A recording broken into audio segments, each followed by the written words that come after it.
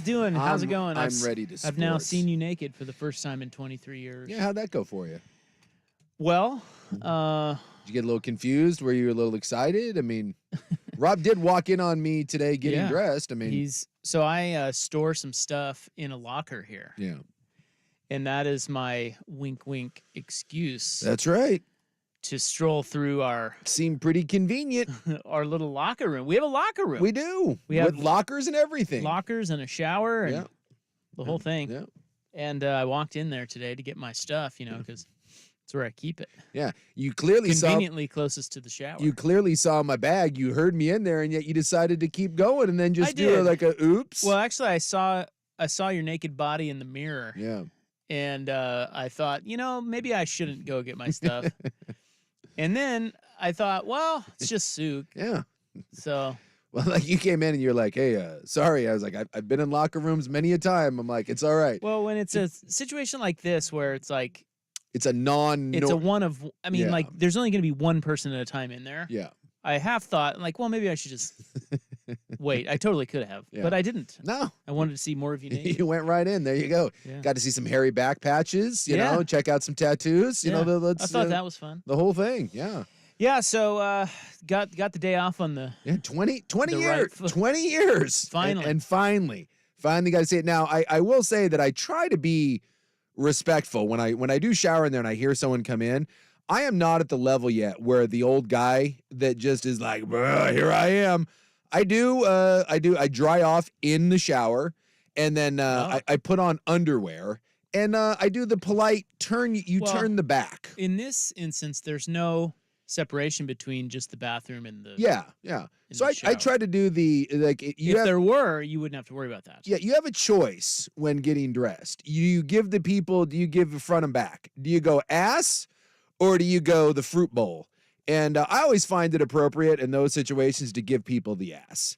I figure the ass, if you are going to stumble upon it, it's a little less shocking than just, there's your cash and prizes. So I try to be respectful in locker room situations to people that may not have been, as I don't care. I've like when you're in a team setting, anything goes. In fact, you're probably doing something to make people uncomfortable, but people that didn't grow up around locker rooms, you try to be respectful to it. So, here's some cheeks to you. Here's a moons over my hammy. As you know, I'm a man who's seen a locker room or two, but it was weird. I thought that Suk pinned me down and room handled me. I mean, that's what you do in locker rooms, right? You know what they call it? They call that horseplay. I think they just call it kid stuff.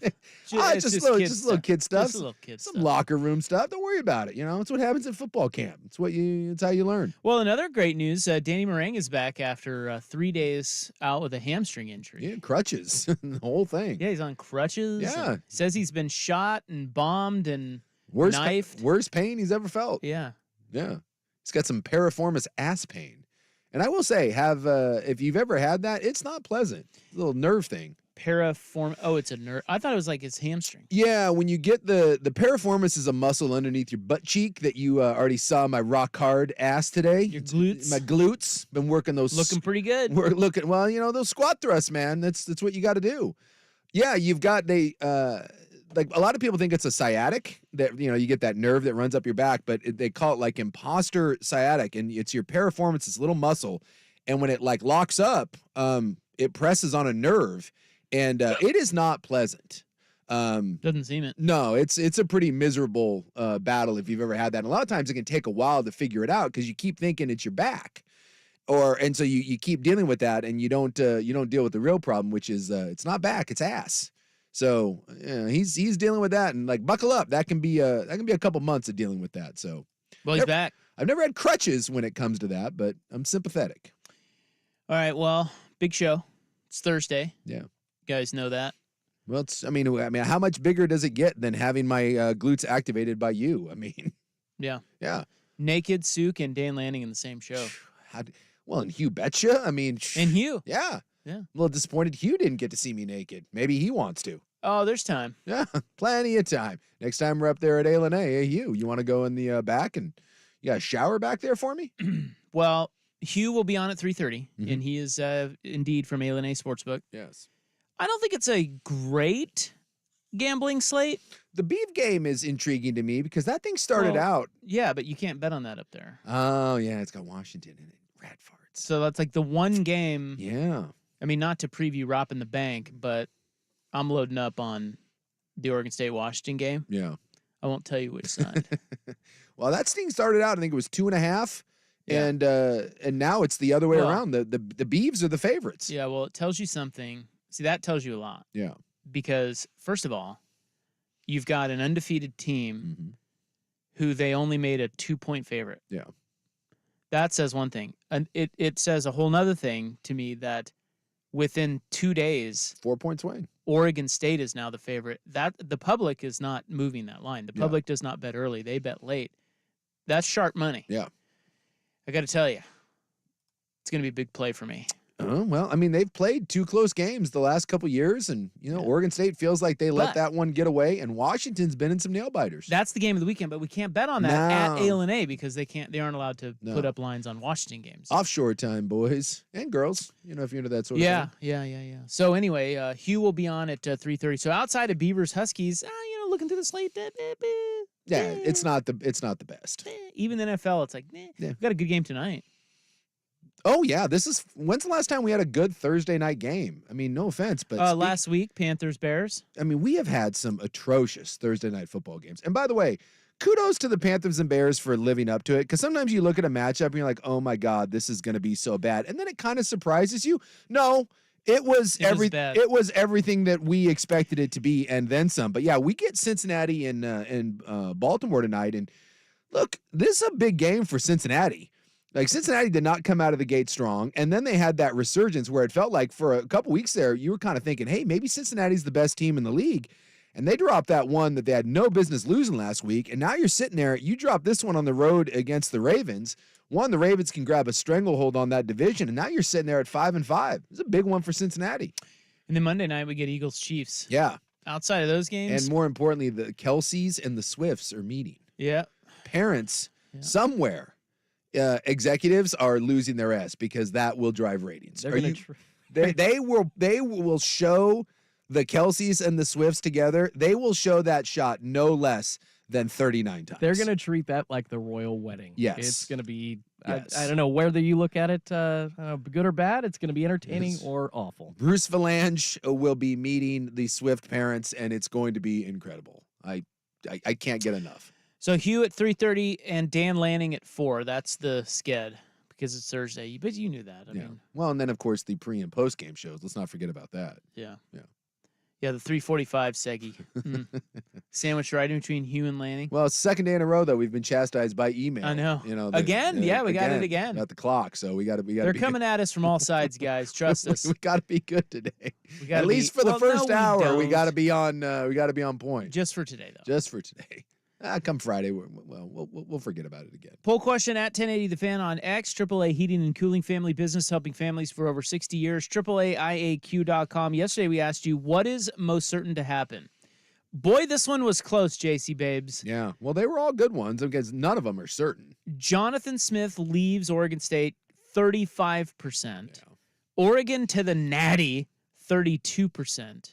Beavers upset the Huskies and Ducks, 29%. Washington to the Natty, 4%. Yeah, no one has any faith in the Huskies right now. The Huskies are being written off. Yes, which is fascinating because no team has ever gone undefeated in a Pac-12 season, and they're one game away with Oregon State. And Oregon State's a hell of a football team, but like they just this lack of respect for Washington is fascinating. Although we did the same thing with TCU last year, and all TCU did is just keep winning. And if Washington wins one of the next two, and they will beat the Cougs because the Cougs are ass. There goes that word again. It's the highlight of the 3 o'clock hour. They will be there.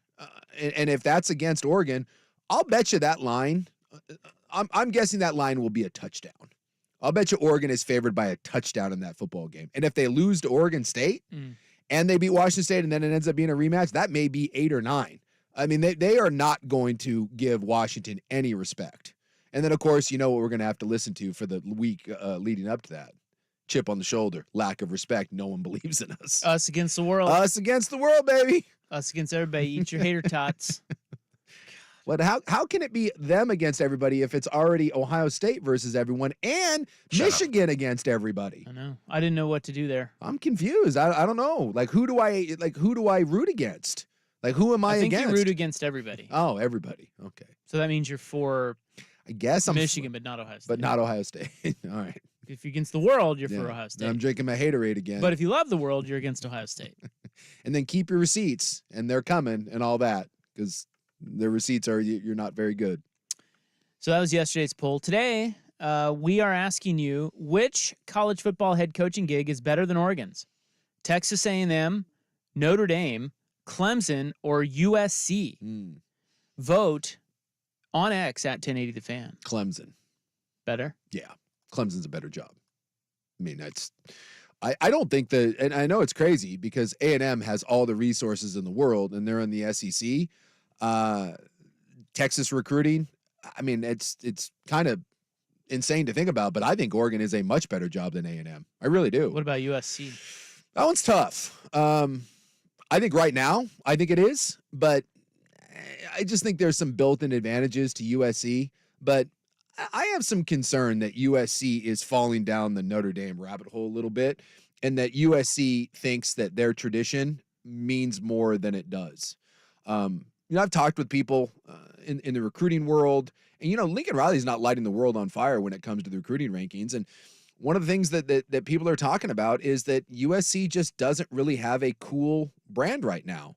They're viewed as kind of stuffy, and and I know that people this will drive people crazy like traditionalists, but kids don't care about even the Pete Carroll days. Most of these kids, they're not alive. They weren't around. They weren't alive, or they were babies. That makes me feel old. Yeah, it is, but it's the truth. They don't care. And so when you get to USC and it's like, hey, there's no name on the back of your jersey, and we don't get a bunch of unique uniform combinations, and we don't think outside the box.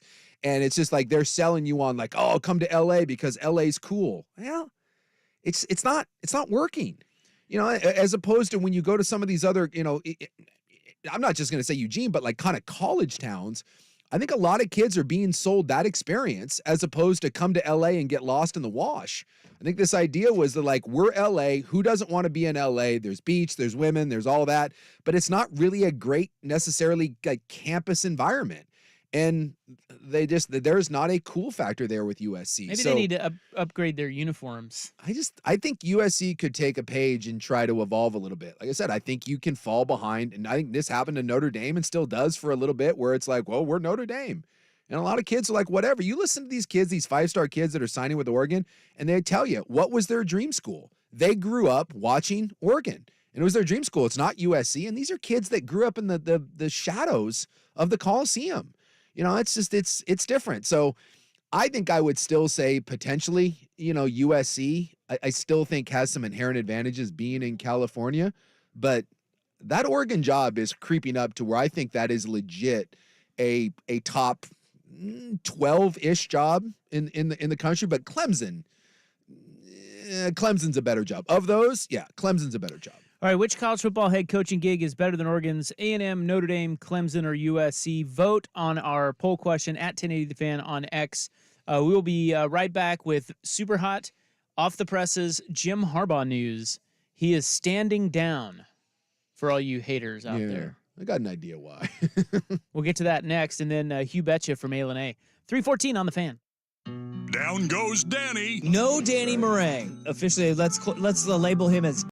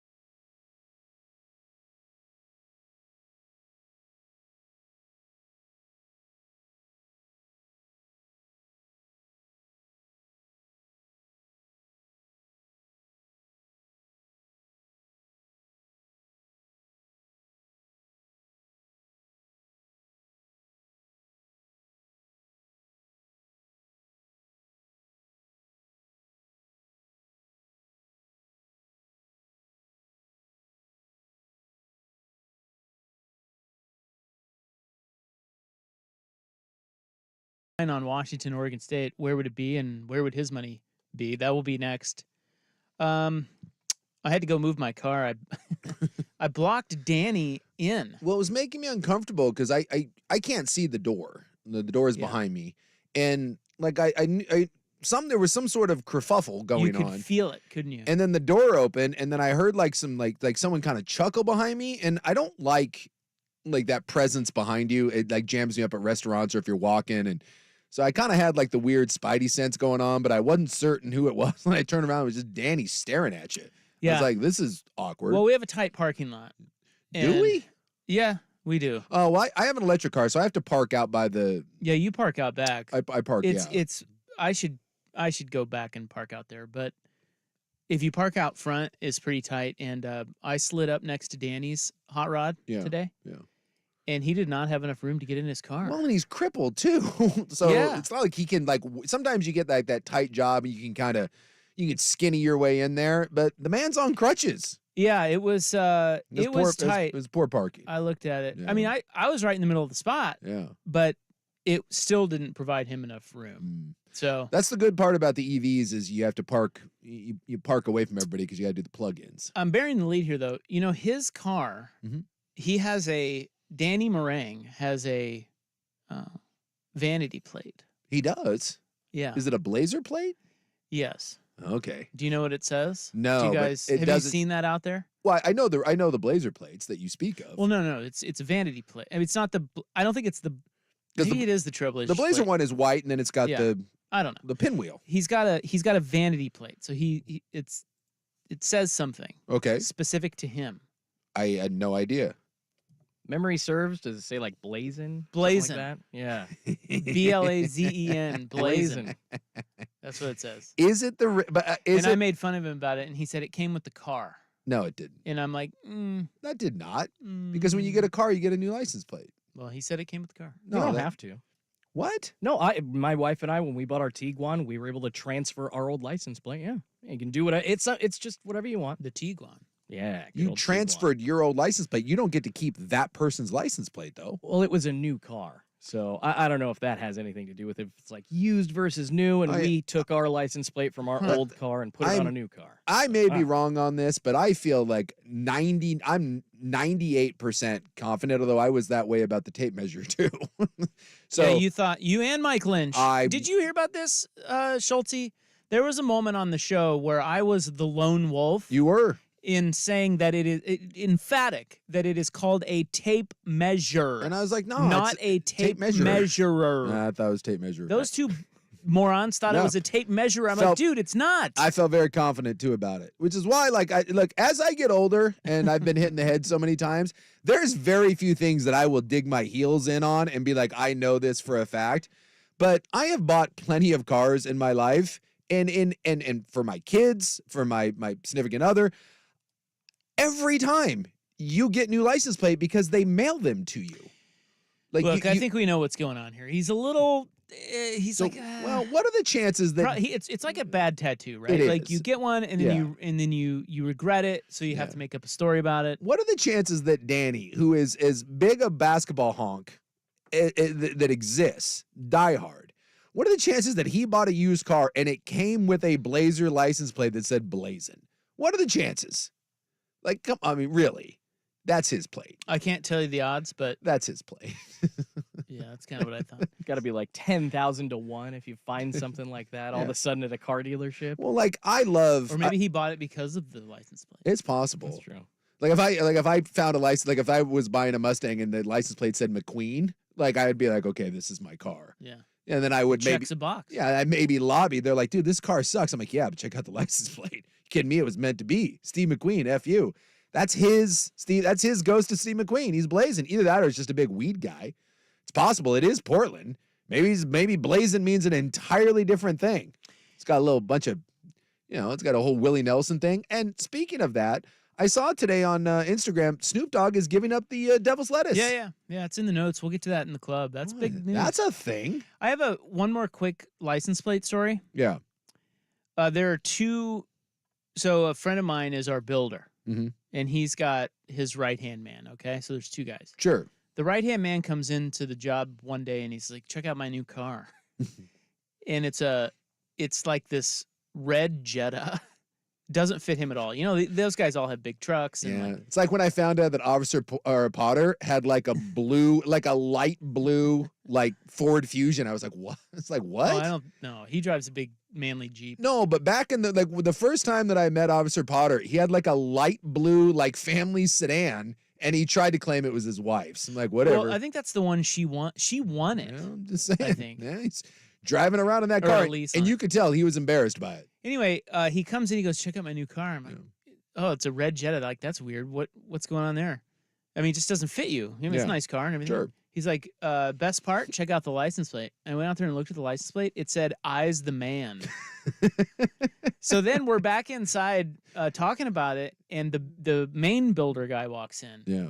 and this guy is totally teeing me up for this, but he's like, yeah, I bought it from a friend whose dad passed away, and it came like that. It has that license Eyes plate the on man. it. And so I'm starting to make fun of it. Yeah.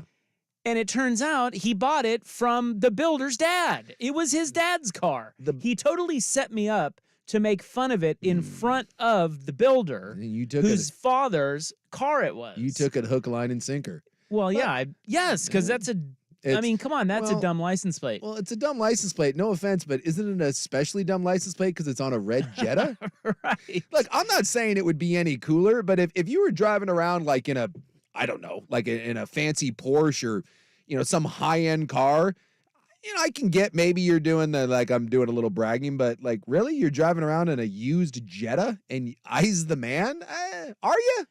Yeah. So anyway, It's more like a Eyes the woman sort of thing. Red Jetta seems to not necessarily be the most manly of vehicles. So then Dave said, "You remember my dad?" I'm like, "Oh yeah, from your wedding." I was at their wedding, and I was like, "Man, that guy was awesome. He was like in a seersucker suit.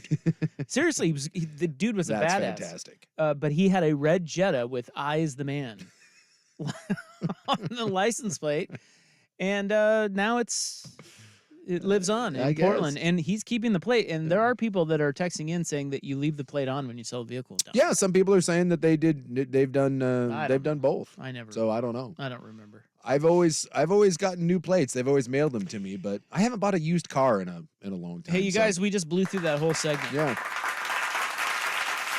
Sports, nay. I need a Juicy for Rop license plate. Totally. I like Would our that little fit? early club action. Well, you'd have to abbreviate. You'd have to go Be like J. Could you go JUCY? I was just saying like JCY, like maybe like Yeah. something like that. JCY, the number 4. Yeah, ROP. Yeah. Yeah, something like that. You'd have to, Each of you guys, you just got to go super cheesy. One of you has the prime, the other has the time. Prime time. Prime time. Yeah. Yeah, and then Then we we park next park to each other. next to each other. Yeah, I've never had vanity plates, and can't say that I ever will. All right. Well, we'll get to Jim So Jim Harbaugh has accepted his 3-game suspension. Yes. They are no longer suing the Big Ten. They're like, all right. Fine. So we'll get to that coming up. But up next, Hugh Betcha. Hugh Offill from A&A Sportsbook. We will talk Beavers, Huskies, and other games against the spread when we return here, Schultze. Now, from the Spirit Mountain Casino Sports Desk, a Sports Center update on 1080 The Fan. This update brought to you by Vulcan Design and Construction. Check out their award-winning outdoor living designs or schedule your free design consultation at vulcandc.com. First on The Fan, Yahoo Sports is Ross Dellinger reporting Oregon State and Wazoo close to a 2-year football scheduling alliance with the Mountain West with an intent for a future merger. The model has Mountain West teams playing 7 conference games, +1 against the Beavers or Cougars. Also, Michigan and Jim Harbaugh withdrawing their complaint against the Big Ten and accepted the remaining 2 games of his suspension. The school noted in a statement they are still cooperating with the NCAA investigation. In the NFL, Cincinnati visiting Baltimore for Thursday Night Football. The Ravens 3.5-point favorites. Kickoff set for 5:15 on Prime Video. Bleacher Report's Jordan Schultz reports that Dolphins running back Devin A-Chain going to return this Sunday, barring any setbacks with his knee against the Raiders. And in MLB, owners unanimously voting to allow the A's to move to Vegas. Their least at Oakland Coliseum up in 2024, though still have yet to find a spot until the Vegas Stadium is ready in 2028. More sports scores and stories in 30 minutes. I'm Schulte from the Spirit Mountain Casino Sports Desk. Get in the game at Spirit Mountain Casino. Watch and wager with our sports book at Spirit Mountain, powered by BetMGM. Learn more at spiritmountain.com. Go deeper on the Trailblazers. The Rose Garden Report with host Sean Hyken. Download the Rose Garden Report on the free Odyssey app or wherever you get your podcasts.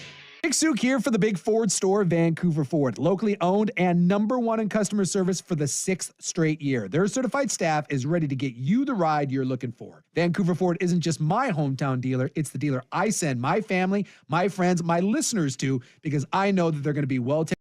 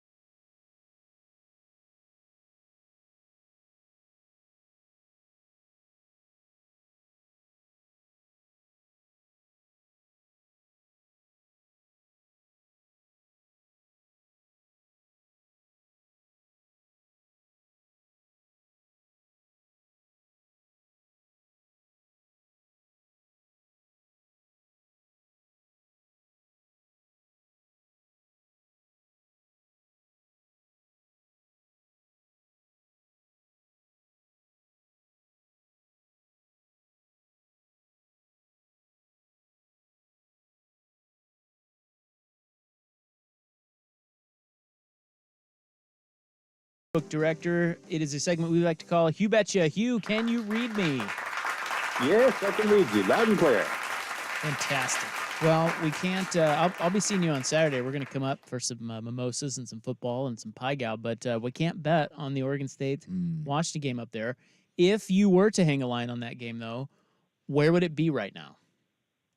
Right now, it would be a pick. It's listed out in other markets. I can tell you Oregon State's a 2.5-point favorite right now. But me, myself, I would probably make it a pick 'em. Just very, very close. This is the opportunity for Oregon State to step up and say, hey, we can do this. And it's a dangerous situation for Washington this week. Yeah. Where would your money be in that scenario? Pick 'em. I think it would be with the home team. They've got to keep it close. They can't get down, 10, 14 points, because then it's going to be really uphill. But I think that they'll control the ball, control the tempo. And we've seen, Washington can give up some points. So I think I would take the home team. Who is a better bet? Now, I originally sent this to you as like, who's a better live dog, but I don't think either of them are dogs. You said you'd make Oregon State a pick 'em, Washington. What about the Arizona-Utah game? Arizona, I think, was -1 or so. But who's the better bet? Arizona to beat Utah or Oregon State to beat Washington? I would say Oregon State's the better bet. Utah's a tough figure out. They come and they play really, really well and they impress you, and then you just, I don't know, but I would definitely say Oregon State's a better play. Yeah, it's like when I watch them, at times their quarterback, Bryson Barnes, he goes from looking like he's an all Pac-12 guy, and then the next week, he's just terrible. I'm with you. That their offense puzzles me. I have no feel whatsoever on what Utah's doing. Absolutely. I'll go one way with them, and I'll feel like, oh yeah, I've got this figured out, that they're really good this way. And then you're right. It looks like, have you been in this offense? What are you thinking? Yeah, I agree with you. And more importantly, can we talk about Iowa, who once again, for 3 straight weeks, the Vegas continues to set records by reducing the over-under, and Iowa just keeps hitting under. They set it at an all-time low at 28.5, and they won 22-0. Now, it's 31.5 this week. Come on, tell me we're all together on this. Iowa, Illinois, and it's now at a whopping 31.5. Boy, that's high. It's too high. It is high. Well, last week on Saturday, right before the game went off, we went down to 27. Wow. And I says, my God, 27. Look, even if I lose, I got to go over 27. I thought, Rutgers can get in the end zone one time. Not. And then it's 22-0. You know what? I made the total. I went through, and everything that I looked at, I came up with 30. And I'm like, this is ridiculous. 30? Look, I could not play under 30 in any way, shape, or form. They're doing something right, defensively. But, man, I couldn't play under that number. You have to go back 5 weeks to find a game where Iowa's involved with, where it would have gone over the total of 28. 5 weeks. Amazing. They have been under 28 combined points for 5 weeks. And the one game that they were Purdue, that was only 34. So I'm just saying, like, Iowa, this is the greatest run I've ever seen on an over-under of all time. Yes, absolutely. I agree with you. Georgia is laying 10.5 this week. They're at Tennessee. The Vols aren't what they were last year, but is that too many? It is. Into the hostile 110,000 people environment of Tennessee, I would be careful. I mean, that seems like an awful lot. When I came up with it, I came up with Tennessee -6.5. I think that's an awful lot of points going into Tennessee, and they're going to try to be trying to prove something. It's tough. I mean, Georgia has stepped up. They have really played much, much better to what we thought, in the beginning of the year, to where they would probably be. But I don't know that I could lay 10.5 at Tennessee. What about this? Because you want to talk about like tossing out records. Louisville is 9-1. They're the 10th ranked team in the country. They're on the road against 6-4 Miami. Miami's favored by a point. It makes absolutely no sense. I mean, I checked my numbers and went over everything, and I'm coming up with Louisville 4. And I'm like, look, I don't want to get too far into statistics and stuff when I use my formulas. I'm going to stay true. I don't know. I don't know what they're, if they have been, if Louisville's just been bad in Miami. I didn't look so much at the trends. I find it puzzling also. That game's where it's in Miami. 6-4 Miami, hosting 9-1. Miami's favored. Miami's favored by a point. Miami's favored. Yep. Wow. This wasn't in the notes, so if you don't have this, it's okay. But somebody asked it on the text line, and I'm going to ask you, what would, if you made a line for Oregon-Washington Pac-12 title game, can you whip that up? What would that be? It would be, as of right now, say both teams win this weekend, you're going to get Washington -3. Washington will be favored. Yeah. Okay. Yeah. That's very different than what you thought. I just kind of thought with thought Oregon by a with the perception and the fact that, Washington being a dog now at Oregon State, boy, I would have thought that they would have made Oregon a significant favorite in this. It feels like maybe that's just public perception that no one has any faith in Washington and everyone's in love with Oregon. Well, like I say, a lot would come into play for how I'm going to make a number into. Okay, so they go to Oregon State and win by a point. It probably wouldn't be 3. You're probably getting toward the pick-em area to where Oregon may be a 1-point favorite because of when they, just determining factors in that because how they played the week before. But I'm just off of what I have, because I usually will run it each week just to see where I'm at. And I came up Washington 3.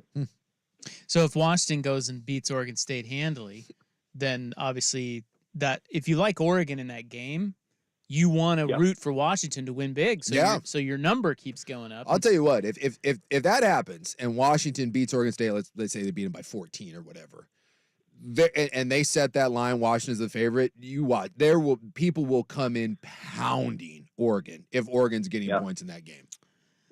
So this will go into my a whole scheme of things. If we were able to put a number up for that, depending on what happens this week.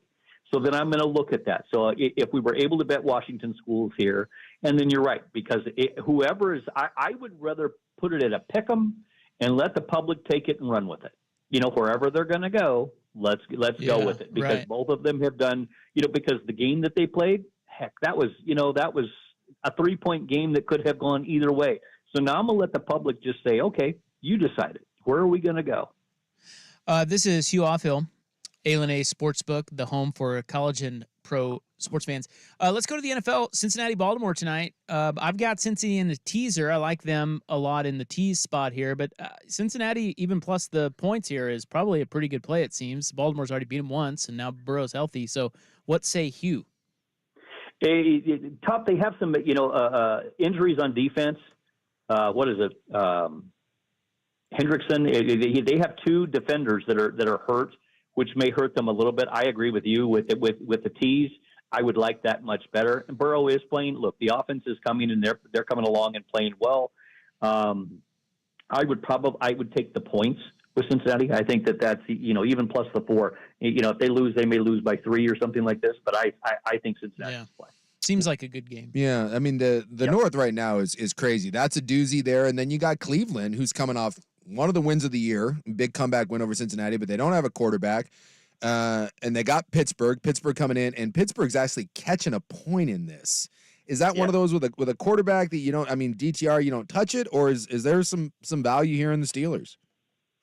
You know what? I don't know how the Steelers are winning games the way that they are. Yeah. Because they're doing it. Hey, look, they're getting the W. I think it would be a stay away. I made the number, and I made Cleveland 5, but that is some of the things may have skewed a little bit because of their quarterback issues. I would probably stay away simply because Cleveland's defense is definitely better is the best part of what this game is going to bring. Cleveland's defense can really shut things down and cause Pickett problems. But I would probably stay away. The Steelers are the most puzzling team to me. They're 6-3. I don't know how they're doing it. Their point differential is basically the same as the Jets, and yet they're 6-3. Monday Night Football, Chiefs-Eagles. Chiefs are favored by a touchdown. The difference this year, but with these two teams, is the Chiefs' defense. Yeah, I mean, it's good, legit. What's the side there, Hugh? Chiefs-Eagles. Well, let me see here. The Chiefs are I believe they're a 2.5 point favorite now. It was never, oh my gosh, I lost my place here. It was never that much. It opened 3. Now Chiefs are 2.5. Tough game. It is not because of my fandom. it would be hard to not take points in this just because of it's a tough NFC. It ought to be an NFC AFC game. It ought to be great, but I wouldn't be surprised if it's 1 point one way or the other.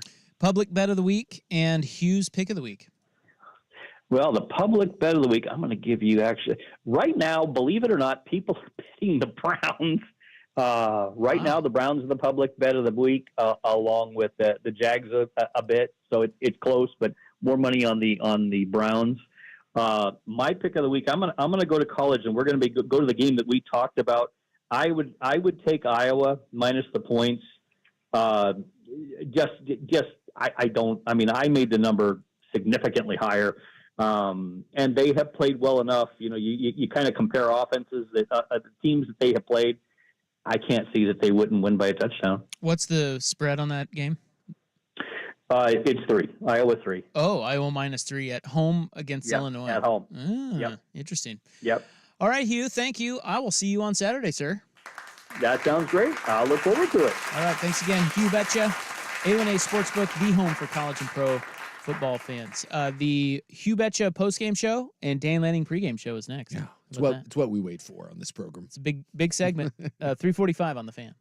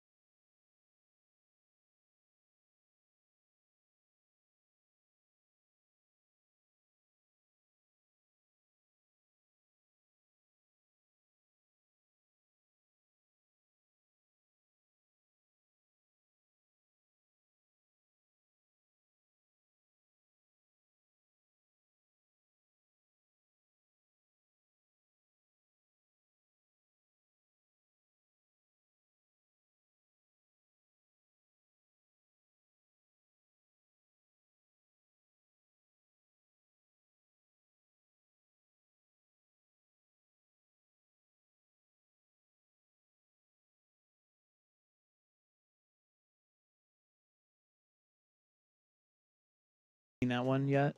No, I have not. So I'm going to see what he would put out there for that game. Anyway. A lot of that may determine, again, what happens, be determined by what happens this week. Well, look ahead, but they do look ahead lines. Sure, I mean, yeah. you can, you just do it with the information that you have. I mean, and I think right now, like if it's at Oregon, maybe 6.5 or 7. I'd say I bet about a touchdown seems about right. If Oregon State wins and beats Washington, maybe that goes down to 5.5. See, that's what I'm hoping for. What I'm hoping for, and I think Oregon State is going to beat Washington. I'll just put it out there. You're it's going to be a play for me tomorrow on Ropping the Bank. I think that Washington is going to run into a buzzsaw here. And you can see it coming from a mile away. Washington has not played that great. Their defense has not been great the last couple of weeks. Oregon State can run the ball, keep Penix on the sideline. They're jacked to the gills in Corvallis. It's just like, boy, it's all aligned. Sure. Right? So I will definitely bet on Oregon State. And I want Oregon State to win because if they do, that then brings the line down for Oregon State. And I really like the Ducks to get revenge on the Beavs because the Beavs are just not the same team on the road. Yeah, they're just not. And they were up big in that game. I mean, look, that last year was one of the more amazing comebacks. I think was it 31-10? Was that what it was? I think it was 31-10, if I'm not mistaken. And Oregon State didn't throw a pass, and they won that game. I mean, it's unbelievable. One of the truly great moments sitting on my couch thinking and like watching that, being like, oh my God, they're going to do this. And it was amazing to watch.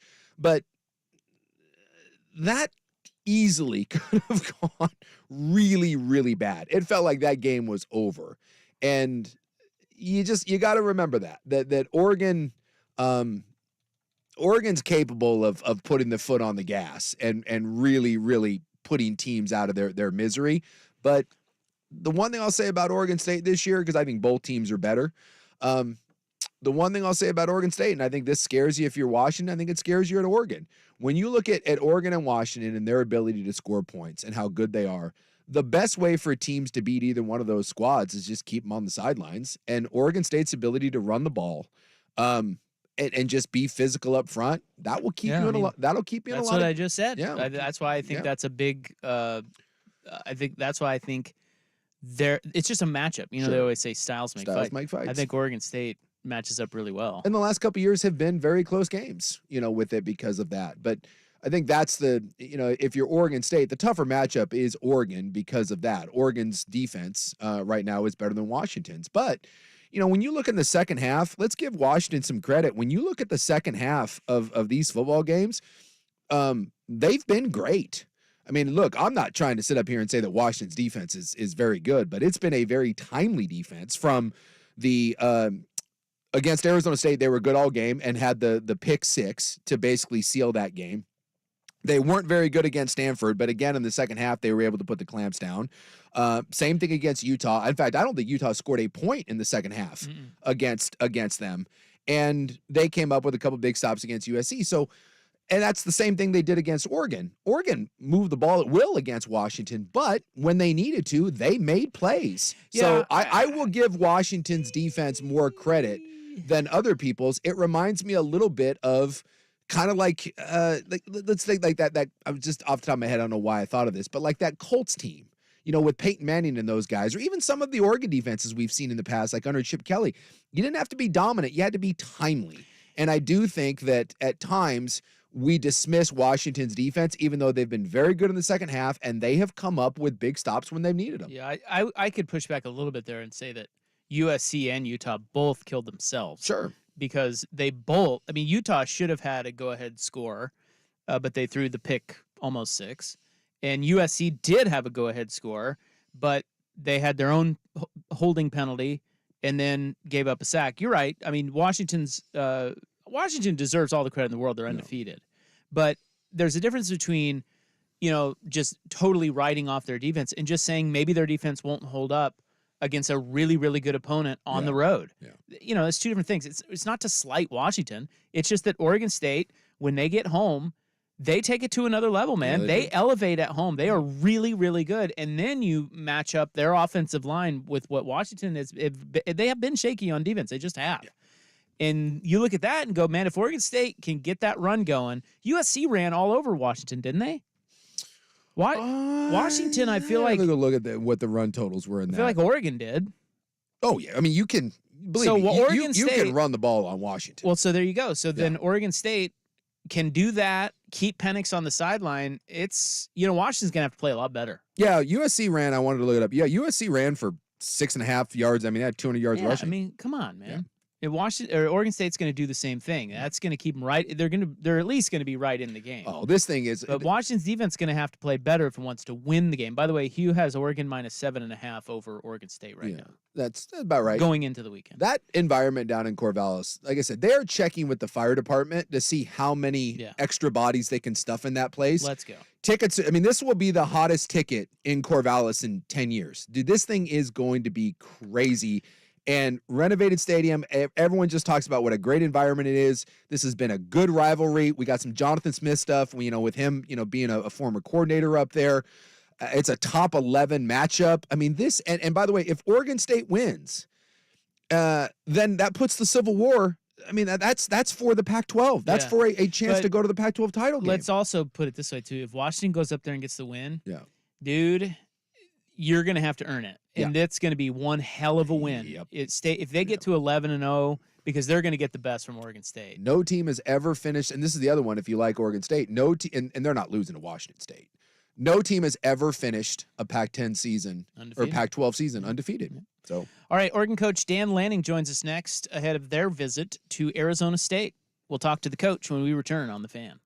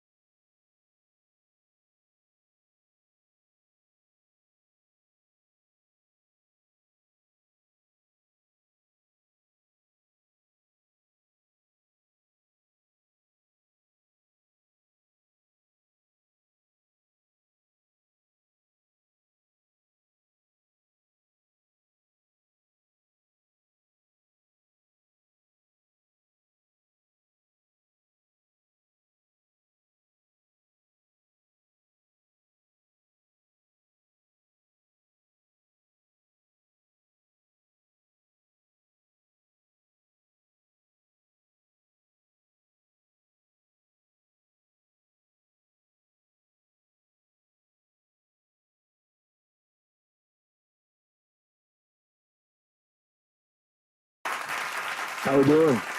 Great. Not as good as you, though. That was great Saturday night. Did I hear you say that Autzen, that was the loudest you'd heard it? That was the loudest I'd heard Autzen. Yeah, it was pretty impressive. Fans were awesome. What's the best environment outside of Autzen that you've coached in? Oh, that's hard. I've been around some great ones. When I was at Georgia and we played Notre Dame at night, it was a pretty intense environment. I've got to experience some good ones. I've been at LSU when it was rocking, been at Tennessee when it was rocking. But, Autzen was really impressive on Saturday. Our fans did a phenomenal job. I mean, I know it's always harder to play on the road, noise and all that. But as a player, I loved those big-time environments. Do you like that kind of going into hostile territory, feeling a little bit of that hate and juice going? Absolutely. In a lot of ways, road games and environments like that are some of the most fun games you can experience, especially when you can make a loud crowd like that quiet. Yeah, like you go in there, I remember like when you guys came into the Utah. Utah's a great environment, played there a bunch, and that place was bananas at kick, and you guys went on that drive. You could have heard a pin drop. Yeah, it got pretty quiet at the end, and that's a lot of fun when you can create that. Is it easier to rally the troops together when it's a road game like that? You can play on everybody's, against you type of thing, or is it the same? I don't know. I think it's relatively easy to get guys that have the same vision and purpose, pointing them the same direction, regardless of where you're at. But I think it's fun. I mean, it definitely creates a different atmosphere when you get to do it on the road. So just generally speaking, how healthy is your team right now? I think they're as healthy as any team that's, sitting in week 11 of football. When you play football, it's a tough sport. And at this point in the season, everybody's banged up. Everybody's, feeling nicks and bruises here and there. But for the most part, our guys have done a really good job of fighting to, take care of their bodies. But we're expecting everyone to go. I know, Bucky had the ankle, and I know, Jackson Powers Johnson was battling through some stuff with a couple, rough snaps there and was battling through. Are we expecting both of those guys to go? Yeah, I think we'll see both those guys in action. They've had good weeks of practice. Corners as well? Yeah, I mean, same thing. It's this time of year where guys are banged up, and I think we'll see all those guys out there in action, and how much they play will be determined based on how they play and what they're able to do. Yeah. What's your assessment? Your boy Kenny Dillingham has gone down there to Arizona State. What is your assessment of what he's done down there so far? Yeah, I think you see a lot of the same things that Kenny did well here. He's taken their personnel and figured out unique ways to use them to where they could have success. He's created some juice and energy around that program, and I know he's learned it's not easy. It takes time to develop what you want to be able to create, and I've seen some really good things from him so far this year. Obviously, coming off a really big win this past week. Is it kind of hard when seemingly they've you never know who's playing quarterback for them? They're running 17 different snaps of swinging gate, which I can't say I've ever seen in a game other than like a 2-point play. Is it make it kind of like a tough challenge because it feels like you're never quite certain what's coming? Well, that's the great thing about football, right? You never know exactly what you're going to get. And, they certainly do some unique things, and you got to be able to play your rules out and see what happens. So really anybody on their roster, you got to anticipate they could throw the ball, kick the ball. It's like a punt, pass, kick competition out there on every snap. So that's the fun challenge of this one, the game within the game. Do you and Coach Dillingham keep in contact, this season that he's moved on? Yeah, no, we've talked a few times. It's hard, during football season to spend much time catching up, but we've certainly stayed in contact. Who do you text more, Kenny Dillingham or Kirby Smart? Yeah, I probably hit them both up a decent amount. I'd probably Kenny a little bit. I don't know. I go back and forth with both those guys a good amount. Who else is on your text list?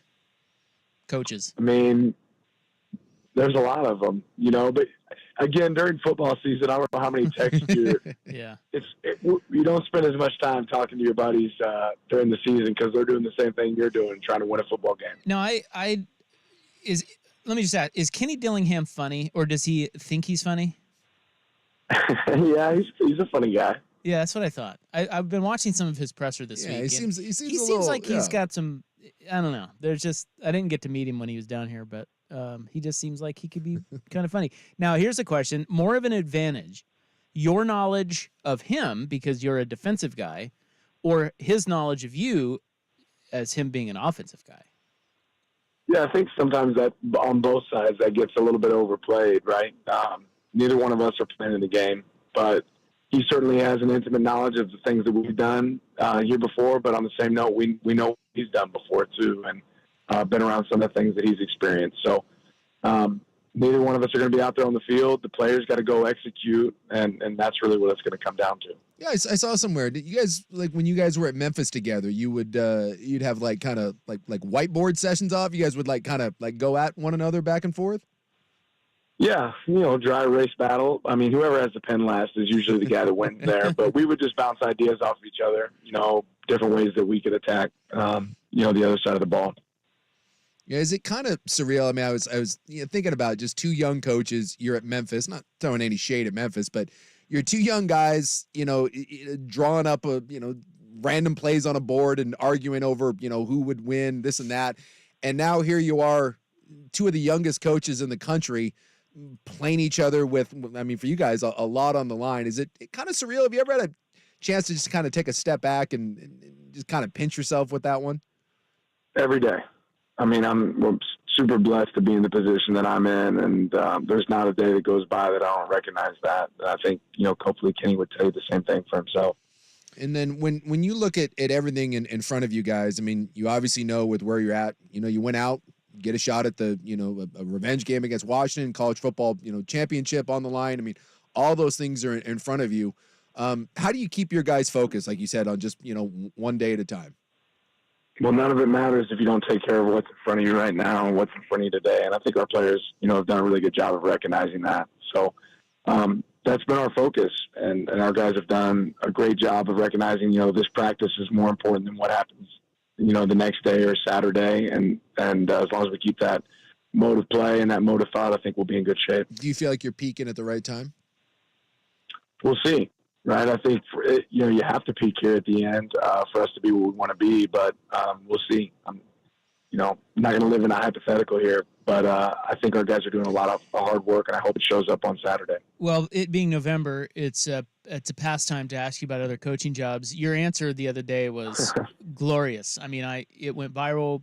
That is what people want to hear. I guess my one question to you would be, at the end of it, you said, I want to be here at Oregon. That hasn't changed. That won't change. How can you say that won't change? Well, that's a great point. I guess if I don't win games, I won't be here. But I guess I can say as long as I win, we'll be here, and that's the thing that I have to focus on is winning. So, look, we're the cool people in the room right now that everybody wants. I've been on the other side of this where you weren't having the success that you wanted to have, and it doesn't always look right too. So none of that really matters. But here's what I know. Oregon can be the best football program in the nation, the best job in the nation. And what we have to do is keep pointing to that to create success. And if there's other places where there's uncertainty, then the great players that exist in those places need to consider Oregon, because there's not any uncertainty here about what we're about to do. I mean, this really has become a national brand. When you were at Alabama and you were at Georgia, were you aware of that brand out at Oregon, or was it kind of one of those when the job came up that you kind of did some digging in and kind of learned what this was about? I think for me, the first time I really recognized Oregon was when I was a GA at Arizona State, and I got to kind of see it firsthand. And these guys walked in they walked into the stadium and they, carried themselves a certain way. And, ever since that moment, it was certainly a place that I always had circled. And I didn't know enough about the place until I got here. I knew what I thought it could be, but being here firsthand, like, this place is unbelievable. And the people and the alignment, like, there's not a lot of universities that have what we have with our athletic director, Rob Mullins, and the support that we have from our fans. And, we get to be the NFL team of this area. It's just a completely different feel. And then again, for me, I'm not like everybody else from a standpoint of, if I was driving in Houston traffic or LA traffic every day, I'd be banging my head on the steering wheel. Like, I can't do that. That's not for me. Like, we can win football games here. We can influence players to be the best versions of themselves, maximize their ability. it just kind of checks every single box. So I think that's the question that people have to ask is like, what do you really want for yourself? What's success really look like? And for me, all of those things exist right here. Well, and it also seemed too you are one that the family jives with it, right? I mean that's not true for all the coaches that have come through here, but it seems as if your family, wife and kids, love it here. Oh yeah, absolutely love it. And regardless of where you're at, it's about what you make it. I tell players when I recruit them all the time, I don't think it really matters if you come here, if you go to William Jewell College or Texas Southern, like what your college experience is based on what you make that experience. You can certainly say it's all based off of all the other pieces, and I certainly think Oregon has a better product than a lot of other places. But you still have to go live it. You still have to create that experience for yourself. And Eugene certainly checks every box for my family. It's interesting when you look around the country at college programs.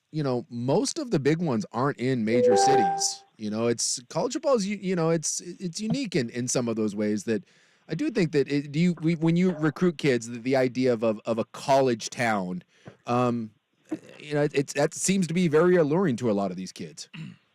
Yeah, I think having that atmosphere where the biggest stage in town is the football team. I think that's a pretty awesome pretty awesome deal.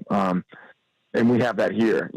I think the challenge now is, okay, how can we continue to take what we have here that is so phenomenal and make it even better? And that's one of those challenges, not just for me, but for everybody in the community, everybody in the organization, everybody at the University of Oregon. Like, how can we take what we have, which is great, and take it to another level? Because it's not really about staying the same. It's about making it even better. We probably won't talk to you next week as it's a holiday, but and you guys got a big game. You guys busy? You guys busy next Thursday? You got something going on? Or? Well, yeah, I'm going to be stuffing my face and betting on football. But there you go. I would imagine you'll be busier than us. What are the Thanksgiving plans there for the Lannings? Well, first is win Saturday. So I guess I haven't made it to next Thursday yet. Okay. That's really where I'm at. But I'm hoping I get some dark meat turkey. I'm probably going to find a piece of pumpkin pie at some point. And then if time allows, I'll certainly catch a little bit of football, but I'm not sure that that'll really line up with my schedule next week. Yeah. How much of Thanksgiving is your wife just telling you what's going to happen? Well, that doesn't happen a lot at my house. So I don't know what your house looks like, but luckily that doesn't happen at my house. We're more of a team, I'd say, than that. But like if I ever actually had like a Thanksgiving off, I guess that's what you're saying. Like hypothetically, like I wasn't working on Thanksgiving. Yeah. She knows that I would be sitting on the couch with a cold brew watching football, and she understands that I've probably earned that opportunity. Right. So that's what's great about my wife. Do you like deviled eggs? Sure. Yeah. Good. Absolutely. Good. Okay. Good. Who doesn't? That's me. Well, I think a lot of people. One of my daily. Really? Yeah. No, that's a great deal. I eat like 2 eggs every single day. We have these.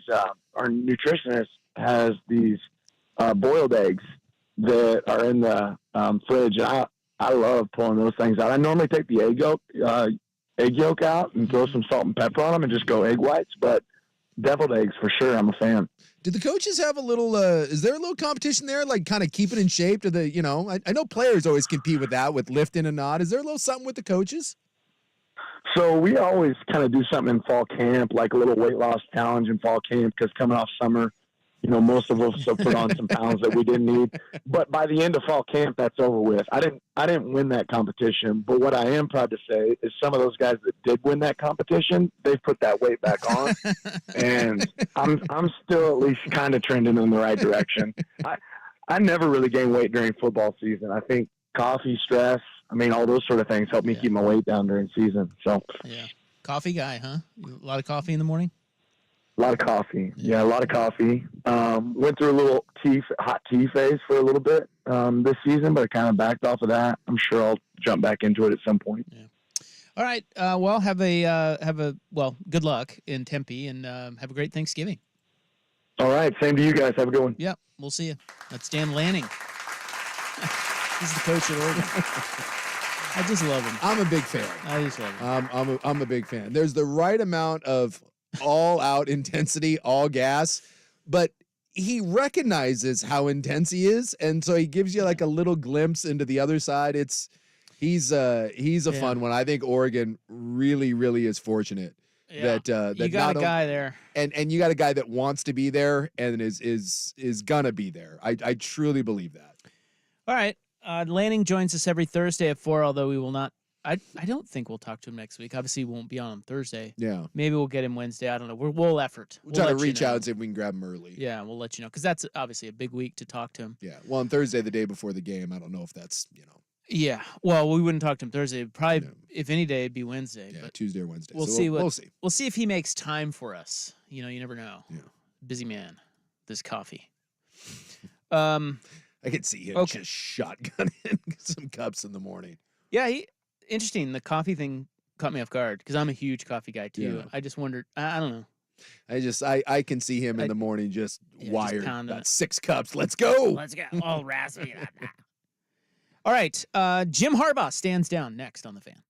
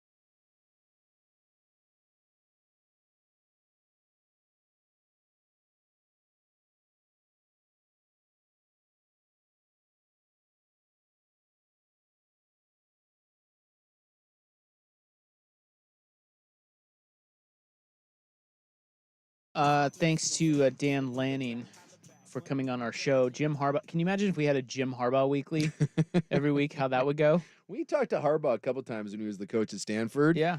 And we talked to him once in person yes. at Pac-12 Media Day. He was an intimidating dude. He is. He has a very like a very CEO raised. He has a presence. Yes, and then this was young Harbaugh. Yeah. I don't know if he's young, soft, good-looking Harbaugh. It's not. Now he's kind of fat. He is aged not well. Well, I mean, aren't we all? Well, he's got other things going on. But yeah, that was young Harbaugh. Yeah, I remember that. He was one of the He more, was salty then too. Yeah. Because that was back when we had Pete Carroll and Jim Harbaugh, and it was such a stark contrast because Pete was he would come in chomping on the gum and he came in like a rock star, and then Harbaugh would sit down and he would just stare a hole through you. It's like, geez. So Harbaugh today accepted the 3-game suspension. Yeah. And Michigan is withdrawing their lawsuit, and the investigation into spying or advanced scouting is over. Yeah, so this to me is the big one. Why does Michigan do this? Because he will not coach in the Ohio State game. So now if they go into the Big Ten championship game, and obviously beyond, Harbaugh will be on the sidelines. So I think this boils down to when I saw that they're agreeing to stop the investigation, that's what this is. Because they're also getting them to admit that right now there is no direct link between Harbaugh and the sign stealing thing. They can still do the rogue player. Because remember, Stallions isn't talking. Mm-hmm. Someone's paying Stallions money to just shut the F up. They're doing the Barry Bonds thing. So to me, this is Michigan being like, you do not want to dig into this. You don't want to get emails. You don't want to subpoena. You just don't want these things. Because when you get into a lawsuit, you get in court, it's all coming out. It's all coming out. Yeah. So they're like, hey, 3 games, not too bad in the grand scheme of things. Let's just take it and it's over. And you can claim no show cause. This is now the NCAA still can do their investigation, but again, as long as everyone shuts their mouth, there's no lawsuit. You don't have to turn over any of that stuff. So just shut up. Right? You take your 3-game suspension, and this probably allows you to next year to just simply be like, what? Harbaugh didn't have anything to do with this, right? Like you'll do he should have known, he didn't know, it was a rogue guy, and we've all moved on, and then you get to play America's, we're America's team, and this all goes away. There's always these things in sports where we look at it initially and we go, oh, this is going to be so bad. Yeah. And it never is. No. Like one of them was people are smart. When the FBI came out and was like, "Oh, we got all these college basketball coaches. We're coming for you." Yeah, dude, it was that was a nothing burger of epic proportions. Yeah. It's like Chuck Persons and I think Sean Miller went down a little bit. How about the concussion lawsuit in the NFL? Yeah. We thought, oh my God, the NFL is screwed here. $1 billion later, and they're like, cut a check here, fine, go away, bye. And this is another one. It's just, you look at these initially and you go, how is he going to escape this? How is it? It always, I don't know. It's just never as bad as it seems. My favorite one was North Carolina got caught running a 10 to 12 year scheme where their football and basketball players were taking classes in a major that didn't exist. They were taking African American studies, and there was no African American studies. National championships were won. And we were like, oh my God, I remember being like, if there was ever a case to give someone the death penalty, and that won't happen, but if there was ever a time where someone was really going to get drilled, it will be this. And North Carolina came out and was like, well, to be fair, everyone could have taken those classes. Therefore, we did nothing wrong. This is an academic problem, not in your jurisdiction, and the NCAA bought it, and nothing happened to North Carolina. I mean, it's amazing. It's absolutely amazing. Once that went down, you're like, yeah, it's... Even though that wasn't listed in the course book, even though it was a class, but technically, not really. Any student could have signed up for those African-American study classes. I want to believe there's one stoner somewhere. There's just one white kid with dreadlocks who was friends with one of the basketball players, and he's like, dude, sign up for this. He's like, we don't go to class. And he's like, what? It's like, yeah, they do. There's no classes. Like, what do you mean? Yeah, you just sign up for the classes. And then he's like, what, we don't have to show up? No, you can't show up. There's no class. What about papers? Yeah, there's none of those either. And there's one kid, and he didn't tell his parents. His parents are so proud. He's like, Mom, I aced it. I got my degree in 3 years in African-American studies.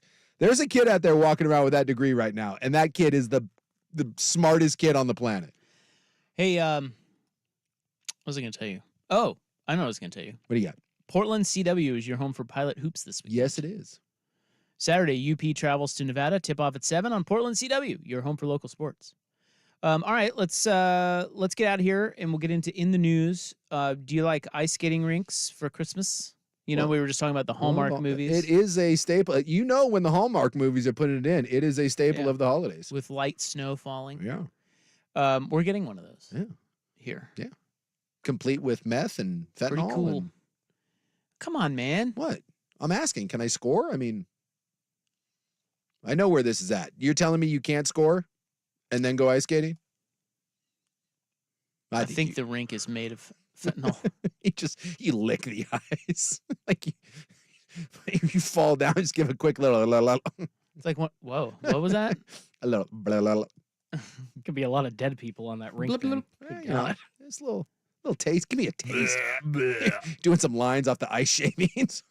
It's like those sticky rat traps where all of a sudden all the guys wanting to get high, their tongues stick to the, and you just pick it up and it's a bunch of people with the Christmas Story frozen. Special kind of snow cone there, Oh baby. my God. I'm just imagining just a group of people frozen to the ice. See, this is the one instance where you would want to eat the yellow snow. You do want the yellow snow. Good times. good times indeed. In the news is coming up next. Here's Schulte. Now, from the Spirit Mountain Casino Sports Desk, a Sports Center update on 1080 The Fan. First on The Fan, big news today in college football. Yahoo Sports' Ross Dellinger reports Oregon State and Washington State close to a 2-year football scheduling alliance with the Mountain West with an intent for a future merger. The model has Mountain West teams playing 7 conference games plus 1 against either the Beavs or Cougs. Michigan and Jim Harbaugh have withdrawn their complaint against the Big Ten and have accepted the remaining 2 games of his suspension. The school noted in a statement that they are still cooperating with the NCAA investigation. In the NFL, you got Thursday night football kicking things off tonight. Cincinnati visiting Baltimore. The Ravens 3.5-point favorites. Kickoff set for 5:15 on Prime Video. And Bleacher Report's Jordan Schultz reporting Dolphins running back Devin Achane will return against the Raiders, barring any setbacks this Sunday with his knee injury. And a couple MLB stories. First, owners unanimously voting to allow the A's to move to Las Vegas. The team's lease at Oakland Coliseum, though, expires in 2024, and they've yet to find a spot to play until the Vegas Stadium is ready in 2028. Looks like MVPs were just announced in the last 30 minutes or so. Not really too much of a surprise. Angels Shohei Ohtani taking the AL MVP, Ronald Acuna for the Braves taking the NL MVP. More sports scores and stories in 30 minutes. I'm Schulte from the Spirit Mountain Casino Sports Desk. Get in the game at Spirit Mountain Casino. Watch and wager with our sportsbook powered by BetMGM. Learn more at spiritmountain.com. Your favorite fan shows are on YouTube.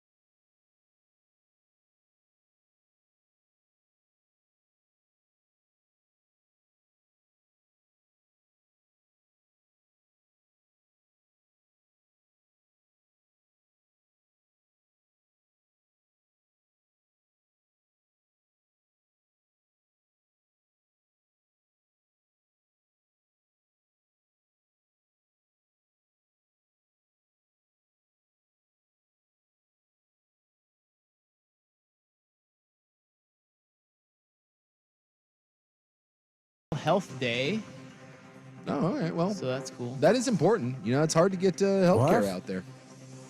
Yeah, It's true. I mean, it is true. Yeah. Yeah, some of those hospitals, and they're not really hospitals. that's right. One of the problems about living out in the boonies. I tell you what, man, growing up in Kansas, I see a stark difference. As my parents are getting older, I see a stark difference between the care you get in a metro area like this Yeah. and the care that they get out where they live. Oh, 100%. I mean, there's a lot of places that are desperate. Like they will Stark difference. like they'll give you a house, they'll give you a free a space to work. Like they're like some of these places like in Wyoming and Montana and the Dakotas, they're just so desperate for any medical professional to come out there and work. They roll out the red carpet for you. Hey, I'll do it. Well, I mean, think about it. You graduate from medical school. There's not many people that are like, hey, where I want to live? Yeah. Middle of nowhere in North Dakota. It's Very so true. sad too, because not only the healthcare situation is connected to a bunch of factors, but the biggest one I think being of which the good old food desert problem. So rural healthcare, I think there would be less health issues, especially in rural areas, if groceries of good produce availability were there in those rural spots, and that compounds health issues. They do say that the more rural you get, the more The harder it is to eat well. Yeah, you get a lot of obesity and diabetes, and that's in poor communities too, which usually can go hand in hand with the rural folk. It is also Guinness World Records Day. Oh, I haven't paid attention to a Guinness World Record in decades, but That is still a thing. yeah, when I was growing up, that was always a big deal. Remember the Scholastic Book Fair? I always loved getting the Guinness Book of World Records and flipping through it. Yeah, it was a book. Yeah, it's You an kids actual don't book. know that, but Yeah. it was a book, It's a and there were book. pictures. Yeah. Yeah, hot take. Most of those people are losers. Sorry. Whoa. Most of those people that are going for those world records that don't mean anything. Not like, like most people that I cured of cancer, like not those records, but the biggest pizza slice. Who cares? Who effing cares? But wait, what about the people who set the teeter-totter record? Come on, man. Yeah. You're going to call them losers? That was I think Peter and was it? No, it wasn't Peter. It was the two young Bradys attempted that on one of the episodes. Cindy That's and right. Bobby That's tried to right. break the teeter-totter. Out there on the artificial turf. Yeah, and then they fell asleep like a bunch of losers.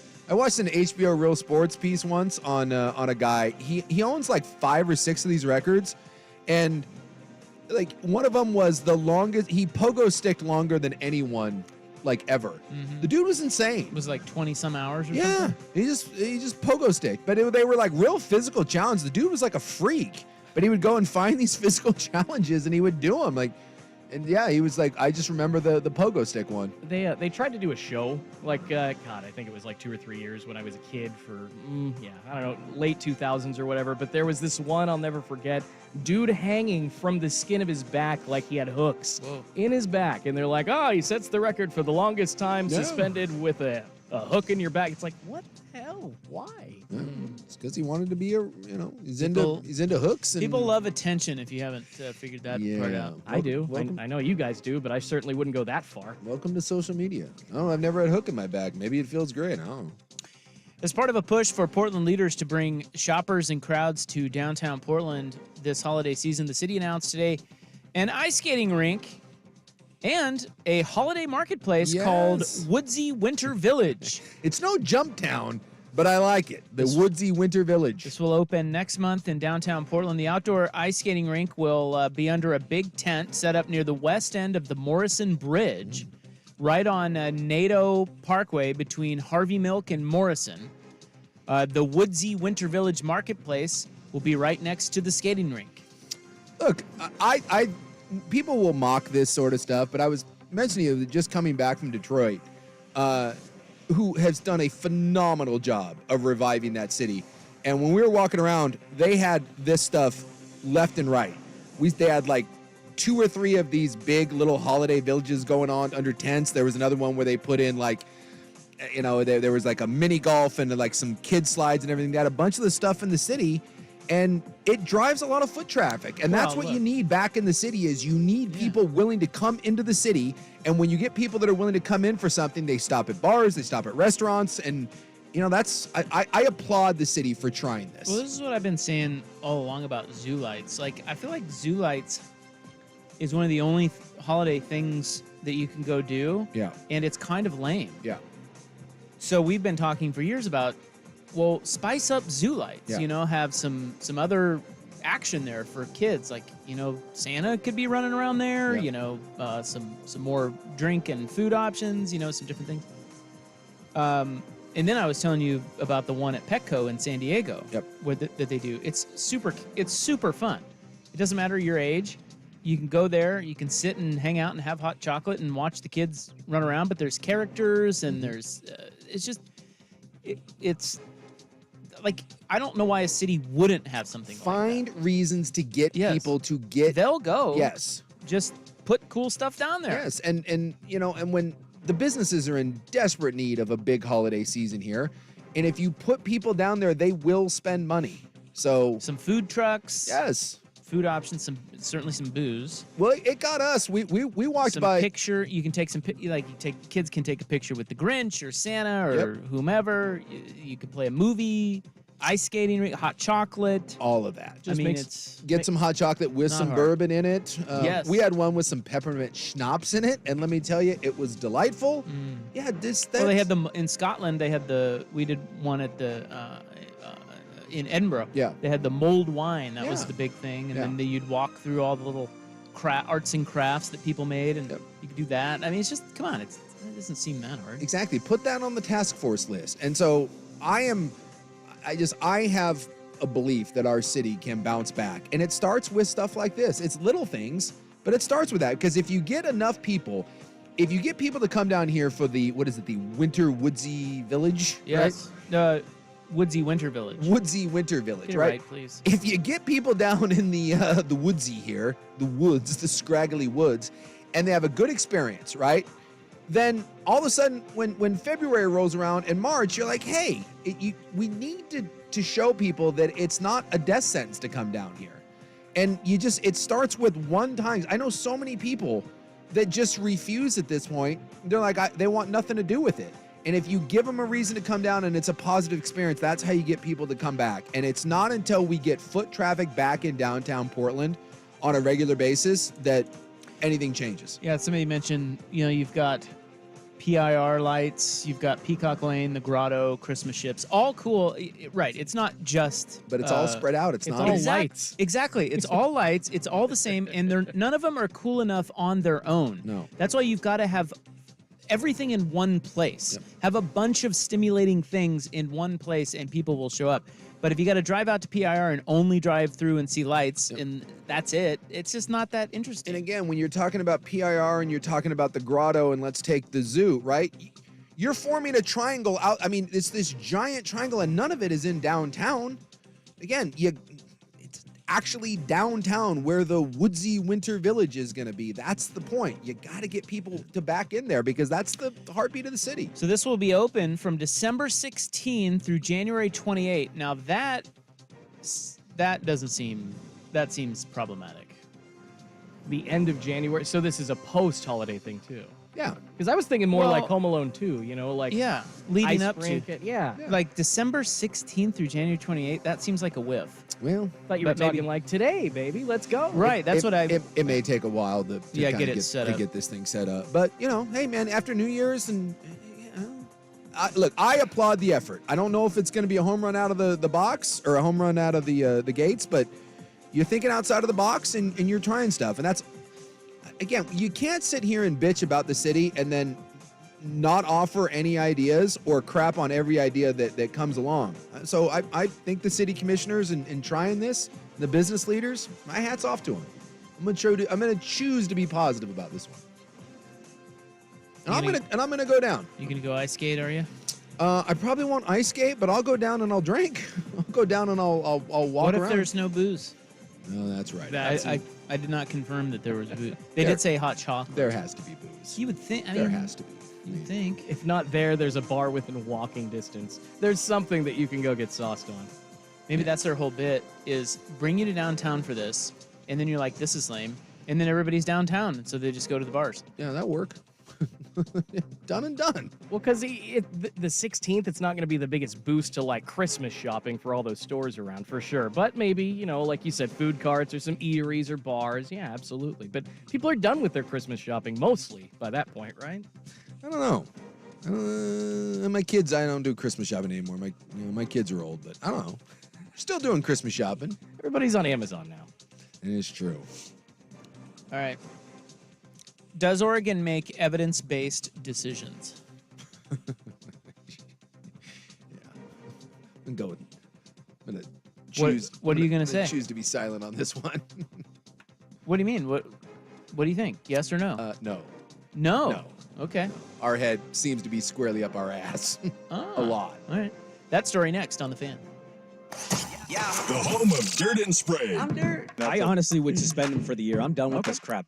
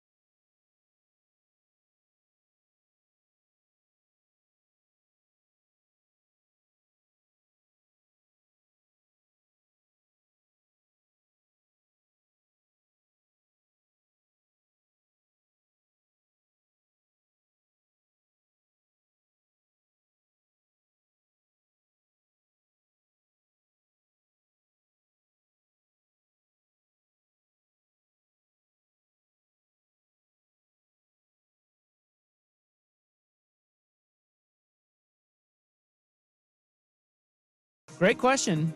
But this from Coin 6. According to Results for America, a national nonprofit that promotes evidence-based policymaking, Oregon has been named among 5 leading states using evidence and data to improve lives. Then why is seemingly the last, decade, we've been taking a hard turn into the side of the GD mountain? The other 4 leading states are Colorado, Minnesota, North Carolina, and Tennessee. Results for America's newly released Invest in What Works State Standard of Excellence highlighted Oregon's data-driven work in the following areas: investing in evidence-based services for young people, using evidence-based budget targets, a focus on creating equitable outcomes, including adding racial impact assessments in budget requests, and implementation of a state data strategy, and having transparency among state agencies. Can I just say that none of that seems to remotely impact day-to-day life here in any way? And it just sounds like you know exactly who's funding the, what is this? Results for America Incorporated? Results for America, yeah. Yeah. I think we can tell. It looks like they're a nonprofit. I think we know who's funding Yeah, them. what was the one? Like some sort of racial, what was that? A focus on creating equitable outcomes, including adding racial impact assessments in budget requests. Okay, cool. Awesome. You only like white people or something, or what? Can we get some better outcomes then when it comes to our like our police force? Can we get with the homeless issue? Can we get our public schools fixed? Can we do something about the tax money that we all pay an arm and a leg for and don't seem to get anything out of it? Can we work on that, or where's all the data driven on that? Entitled white guy. Yeah. Unbelievable. Yeah, that's what entitled white guys want. Results. Yeah, that's racist. That's right. Can we stop handing out snorting kits? It's like, what's the data on that? Oregon's chief data officer, Catherine Helms, said Oregon, being one of the 5 leading states, speaks volumes about how dedicated our state agencies are to using data meaningfully to improve Oregonians' lives. Well, again, I would like to say just use data then to actually improve people's lives.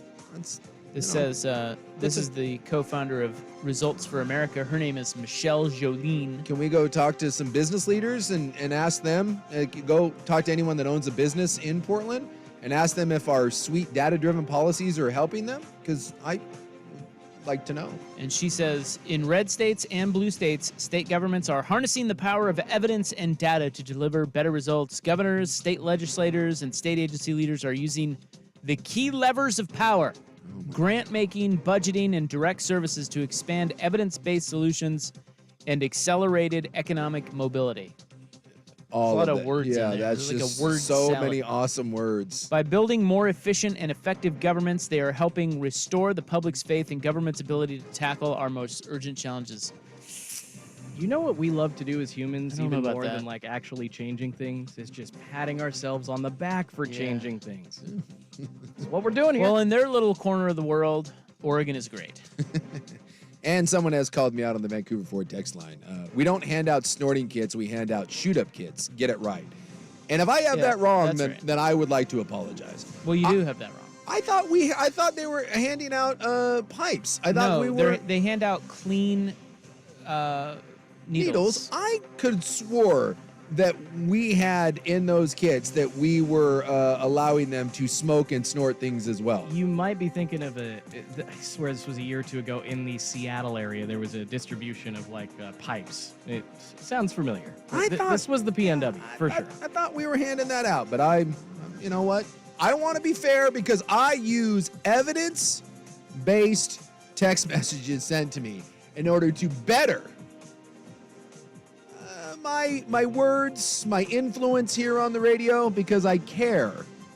So I will find out for certain whether or not we're just handing out needles or if indeed we're handing out crack pipes and or fentanyl snorting kits. I think we toss out tents too, don't we? Oh yeah, we hand out those too. Yeah.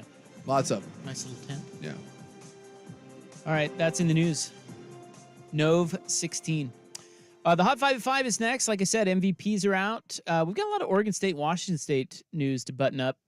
And, the big news of the day is that, it involves Jim Harbaugh. So we'll get to all of that next on The Fan.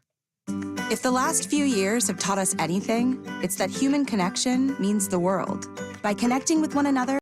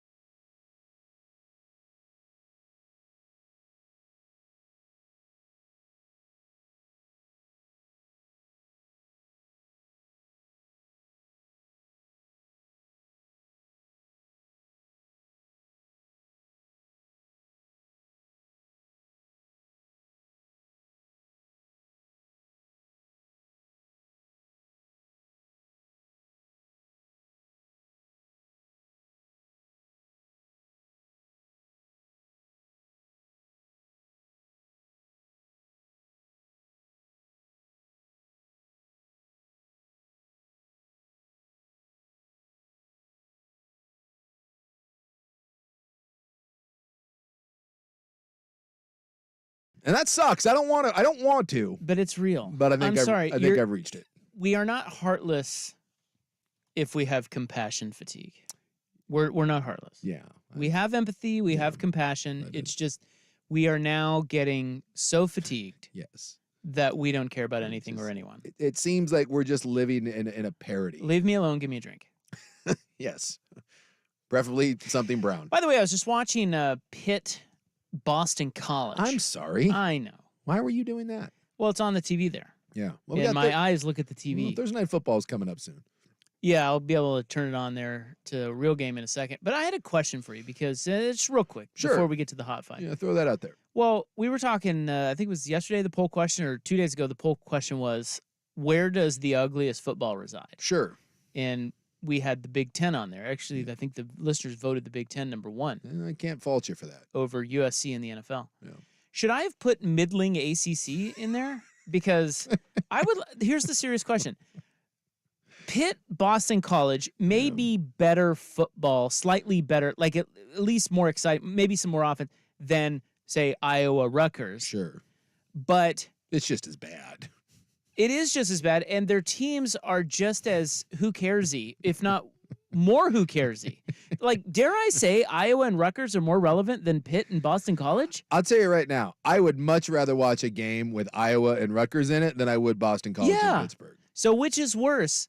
Slightly better middling ACC football or worse but more relevant Big Ten football? Look, and maybe this is bias on my part because like I would in the morning I would wake up and I would watch Big Ten football because it was what was on. And I always had my choice because when you wake up on the West Coast, right? The first games that are on are crappy ACC teams and crappy Big Ten teams. And I almost always choose to watch Big Ten. Crappy Big Ten. Yeah, because their brands are more relevant. It's like the Wisconsins or the Iowas. Yes. Like even if Pitt and Boston College were good, we wouldn't care. No. And to be fair, Pitt has Pitt. They're 2-8. Yeah, I know this year, but Pitt traditionally over the last handful of years, the last 15 years, they've been okay, and they put a lot of guys in the NFL, which is fascinating because they seem to suck, and yet look at the people that have come out of Pitt, from Aaron Donald to LaShawn McCoy to Larry Fitzgerald. But this is my point. Yeah. Right? Like Iowa doesn't put anybody in the NFL. No. Well, they got O-linemen and tight ends, but I'd rather, they white guys. Yeah. But I'd rather watch them than Pitt. Yeah. You're right. When I turn on and it's Georgia Tech or Wake Forest or yes. Like this is another bad one for me. Virginia, even North Carolina State, which gets ranked from time. I want nothing to do with North Carolina State. There is a weird thing about ACC, even ranked ACC teams. Don't care. We don't care. Louisville is ranked 10th in the country. Here's Stanford and Cal, by the way. I know. In your face. Louisville is ranked 10th in the country, and I have made attempts to watch Louisville play. And outside of maybe a quarter and a half against Notre Dame, and again, because I had money on it, I have really struggled to watch Louisville, and they're supposed to be good, and I still can't do it. And maybe that's just a West. If we went and talked to ACC people, maybe they're saying the same thing about West Coast. Guaranteed. Maybe it's just it's a disconnect because of how far away we are. I just don't care at all about the ACC. And yes, I do think it's a little hilarious that we're giving them Cal and Stanford. You can have them. That's good. You know what that's going to do? That's going to reinforce. See, they think the same thing about us, and then next year they're going to be like, "Oh my God, we were right. Cal and Stanford, like this is what you gave us." You ready for the big Cal Wake Forest game? They're going to get bitter that that's what we gave them. Yeah, and yet their league sucks. And yet there's Washington State and Oregon State, and they're going to end up in some weird independent Mountain West like hybrid. All right, coming up, we do have to get to the Washington State, Oregon State news. What Carissa Thompson said that has sportsers aghast. We have the audio of that. Oh yeah, people are losing their minds. People are going crazy over this, and I don't know. We'll let you decide if you think they should be. Coming up tonight in the club, Snoop quitting weed. We must discuss. What is happening? What is happening with this world? And can you say lawsuit? Right now, the Hot 5 at 5. Hot topics, hot opinions. Oh, golly, I'm hot today. And hot air. It's time for the Hot 5 at 5. That's hot. The Hot 5 at 5 on Primetime with Isaac and Sue. No, I mean it. That's very hot. The Hot 5 at 5 with Isaac and Sue. Brought to you on The Fan by Victor Rico's Mexican Food, the most popular burrito spot in Oregon. Online at victorricos.com. Number 5. Well, we got a good little Thursday night football game tonight. It's the Bengals visiting the Ravens on Amazon Prime. Yeah, no Marlon Humphrey, no Ronnie Stanley. Ronnie Stanley. I mean, that's two big goes, and no Sam Hubbard for Cincinnati, but Hendricks will play. So yeah, it's this should be a good one. And for Cincinnati, that division's awesome. It is, and in Cincinnati, that one against Cleveland hurt. I mean, they lose this one, they're 5-5. You mean if Cincinnati, the one against? Yeah, they lost last week to Cleveland. No, they didn't. They lost last week to Houston. Oh, that's right. Yeah, Baltimore lost to Cleveland. Baltimore lost to Cleveland. Yeah. They lost the game to Houston. So if Cincinnati loses this one tonight, I mean, they go 5-5. Pittsburgh sitting at 6-3, and that would be 8-3 for the Ravens. I mean, this is a big one for Cincinnati. Yeah, they've already played once, and Baltimore won, but that was back when Joe Burrow was banged up. So, good little ball game. Yeah. Nice to have a little Thursday night action that matters. Yeah, it's about time. No offense to the Panthers and Bears, but total offense to the Panthers and Bears. Yeah, that was an ACC middling sort of game that we got last week. And it lived up to it because they were both garbage. Hey, I was ready to watch Bryce Young throw for 400 yards, okay? Didn't he throw for like 126? I'm not kidding, by the way. I think he did. Major League Baseball owners unanimously approved the A's move to Las Vegas, so it is official. They will begin play there in 2028. Yep. Their stadium lease in Oakland is up after next season, so they'll play in a number of interim venues for 3 years, including the Giants ballpark and the A's AAA stadium, which is in Summerlin, Nevada. Will they draw more fans? Yes. Playing in the is it Oracle Park now? Yes. Oh, I would think they would, yeah. Isn't that something? Will anyone? That's why they're leaving. Will anyone in the Bay Area go? I mean, you're losing your team. Dude, they may play in front of some of the worst crowds in sports history over these next 3 years. I think they already have been, too. Yeah. Major League Baseball handing out its MVP awards. Both are unanimous. Angels, Shohei Ohtani. Braves, Ronald Acuna. By the way, over the last 10 years, wrap your head around this. The Angels have 5 more MVPs than they do playoff wins. Really? Yes.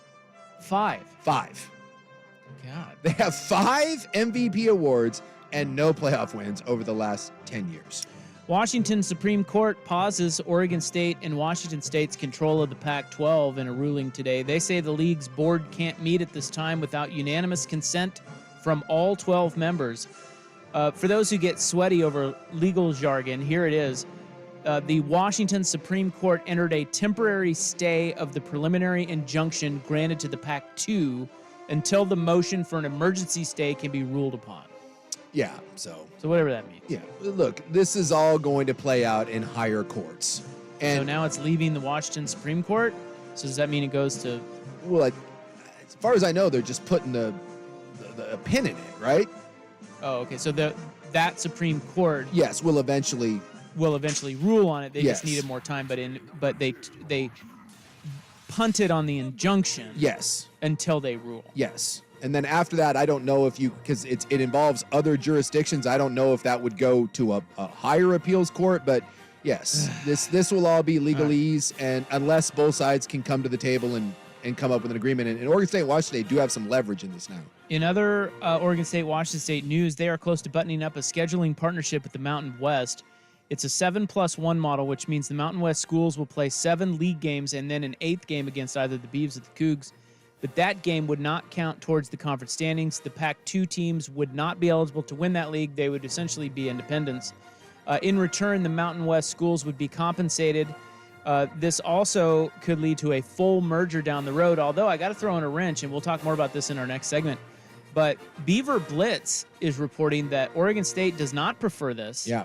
They actually prefer an entirely different schedule that would include 5 games against Power 4 schools, 5 games against Group of 5 schools, and then 1 FCS opponent. Yeah, Angie Machado was on this morning and was talking, and she was making the case that Oregon State feels like if they do the Mountain West scheduling thing, that you're basically just admitting at that point that you are Mountain West. Right. And they do not want to be viewed as a non-Power 5. So I mean, and it sounds like they got a couple years to kind of try to figure this thing out. But we'll have more on that next. Michigan's appeal will not be heard tomorrow. Jim Harbaugh will not be in court. He has accepted that 3-game suspension. The Big Ten's probe into sign stealing is now over, and Michigan has withdrawn its lawsuit. Harbaugh will not coach against Maryland this weekend or against Ohio State, but he will be back in time for the postseason. And, of course, as you may have previously known, during this 3-game suspension, he can coach the team during the week. Yeah, and so the big one here for Michigan is they got the Big Ten to admit that there's right now no direct link between Harbaugh and Connor Stallions and what happened, which means you can do the plausible deniability thing, which probably prevents Harbaugh from getting any sort of show cause and getting slammed.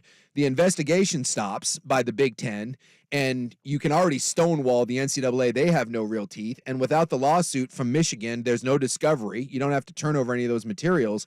They're going to basically just take the 3 games here, stall this out, and this will go away, and Harbaugh will be fine. He'll be able to come back to Michigan unless the NCAA comes up with something, and good luck with that. Michigan will survive this, and Harbaugh will survive this, it looks like.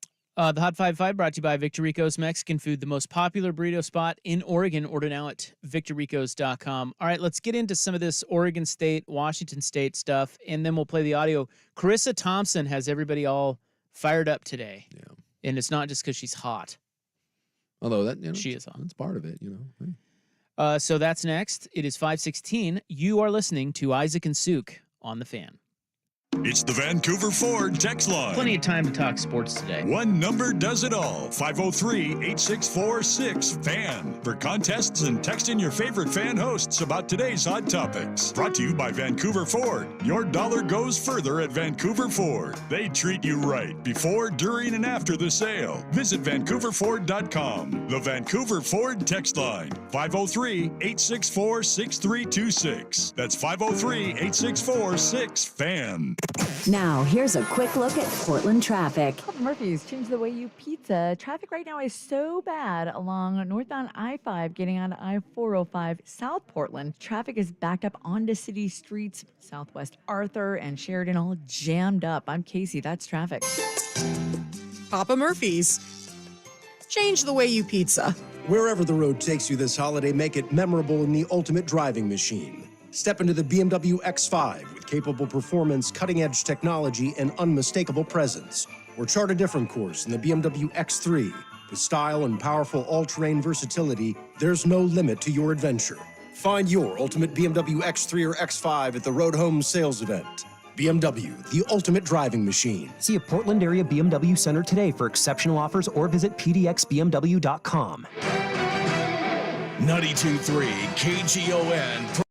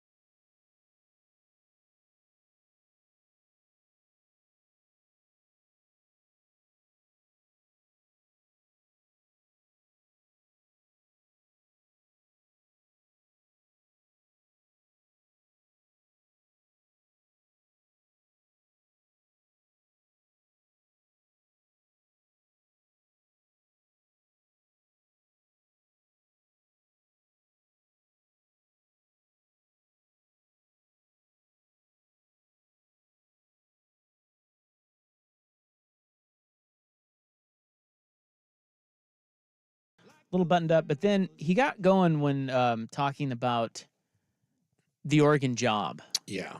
He's very passionate about the program. Absolutely. And so then it got really good. And then it was hot deviled egg talk and then, all hell broke loose. Thanksgiving and wanted to sit down and have a beer and, So if you missed any of our show, including the Dan Lanning interview, The Fan is on demand via the Service Patriots podcast. Service Patriots is your home comfort solution for all your heating and air conditioning needs. Check out the latest special offers for our listeners at servicepatriots.com/thefan. Anywhere you get your podcasts, you can go back and listen to Dan Lanning. Or any of our other bits and stupid crap we do. Yeah, pretty much. Oregon State. Real quick. I'm watching the Ravens in bungholes on my phone here. Mm-hmm. I don't want to make any proclamations that are wildly speculative. You said it didn't look good. Andrews might have broken his leg. Yeah. You said it looked pretty nasty. Is he still down? Well, it was one of those where he gets tackled, and it almost like you could kind of see the snap. Yeah. It wasn't a close-up, but it was like I don't know. It was just, it looked that way. And then it's one of those where all the players are standing over him, just waving frantically to the sideline, get your ass out here. That's usually, especially if it's a lower body, that usually means it's pointed in the wrong direction, which is just a major, major blow for them. I mean, outside of Kelsey, you're talking, he may be one of the more underappreciated players he's really in good. all of the NFL. Yeah. And it looked like one of those what do they call it where the guy falls on the back of the leg? It's not a horse collar. It's the it was the one that got Tony Pollard. They were talking about banning it. Oh, there was a name for it. Anyway, I think it was kind of one of those. I don't know. It went so fast I couldn't quite tell. But yeah, I forget what the name. They do have a name for it, and I can't remember off the top. Not a cut block, right? No, it's not a cut block. It's where when you tackle a guy, like you grab him around the waist, and then you slide down, and you kind of fall on the back of his legs, and it's caused some injuries. The text line will help us. Yeah, those guys. Someone will remember. They'll call us idiots and tell us, "You moron! Come on, how you don't know this?" Well, anyway, back to this Oregon State, Washington State stuff. So their schedule. Okay, so they're going to operate on the idea that they're an independent because they have 2 years where they can do that. Yeah, and they can just make their own. They can just piece together a schedule and not be a part of a league and just do it that way and hope that the landscape changes. Okay, he's up walking. He's walking. All right, that's good. Yeah, he's limping hard. He's limping pretty bad. Oh, here's the replay. See what I mean? Yeah, it doesn't look good, but I think he avoided it. Avoided a major one. They dodged one there. Anyway, what was I saying? Oregon State. What about him? You were talking about trying to just kind of go independent. The report was today that basically hip drop. The hip drop. Is that what they call it? I thought there was an actual name for it that they called it other than hip drop. But anywho, the idea was when the report came out today that essentially Oregon State and Washington State were going to play Mountain West schedules for the next 2 years. And then Angie Machado was like, that's not what I'm hearing. She was hearing that especially Oregon State does not want to do that because at that point, you're essentially admitting that you are a Mountain West team.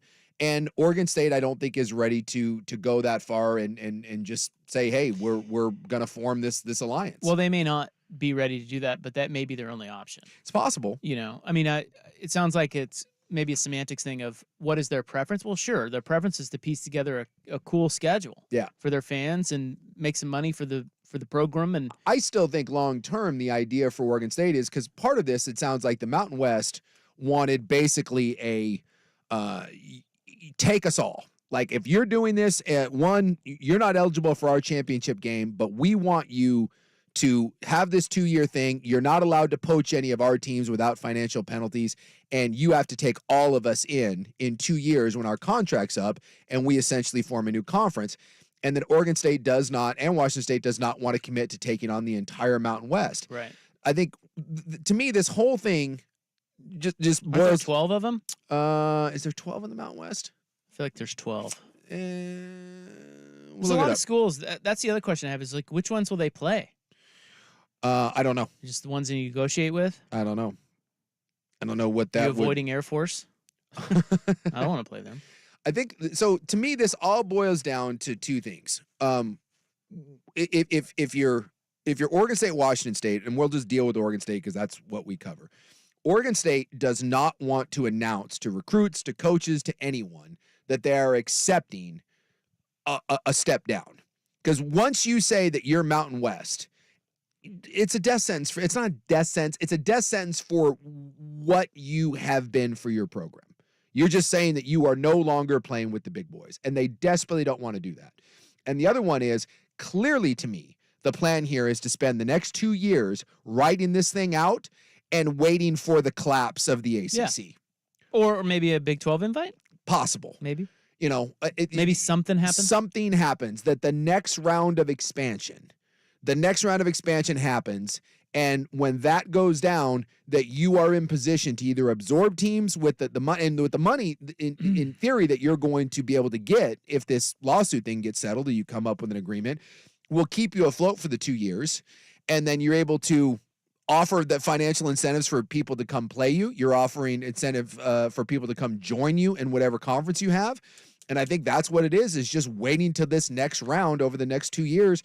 Because why would you, and this makes a lot of sense, why, if you're Oregon State, would you commit to basically being the Mountain West when you don't have to for 2 more years? Right. The only downside to doing this, it appears, is that you won't have a way to make it into the college football playoff without being an at-large team. And can we be honest? Like, if your biggest drawback is not making the college football playoff, really, Oregon State and Washington State, as if every year you're competing for that. If you have a special year anyways, and you go undefeated or maybe a one-loss team, you can still make it as an at-large team. So that's their path into the playoff if they do this. It would you could only be at large because they don't have a conference affiliation, right? Yes. So they would only be an at-large team, and basically you at that point you'd have to either be with the schedule you're going to play, because even when you piece this together, let's say you play 5 Mountain West teams, then you play 6. I think it was 5 Mountain West if I'm not mistaken, 6 Power 6. Wait a minute, it was 4. I'm sorry, it was 5 Power 5. 4. Well, they call it the Power 4. 4 now. Yeah. But yeah. So to confuse you further, 5 Power 5 games. Yeah. I think it was 6. Yeah, it was Mountain West and 1 FCS. Group of 5. Yeah. And then 1 FCS. 1 FCS. So look, you're not going to play a good enough schedule to be probably a one-loss team and get in. So for the next 2 years, if you want to get into the college football playoff, you got to be undefeated.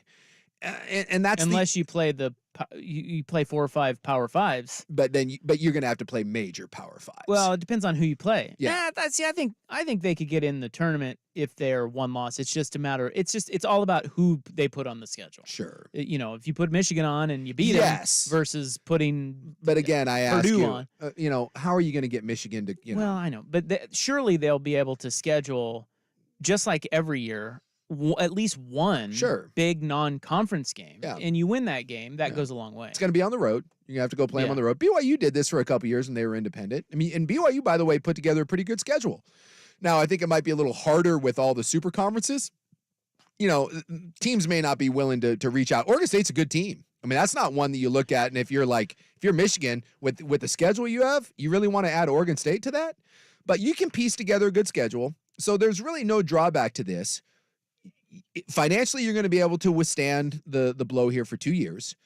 You don't have automatic access to the college football playoff, but that's not a huge deal. If you put together a special season, you can still make that. And then the end of the 2 years, you see where it lies. And by the way, at the end of those 2 years, your best option may just be a merger with the Mountain West. Yeah. But it may not be. So why make a decision now? I think this is very, very smart of Oregon State and Washington State to just say, hey, for the next 2 years, we're going to be nomads.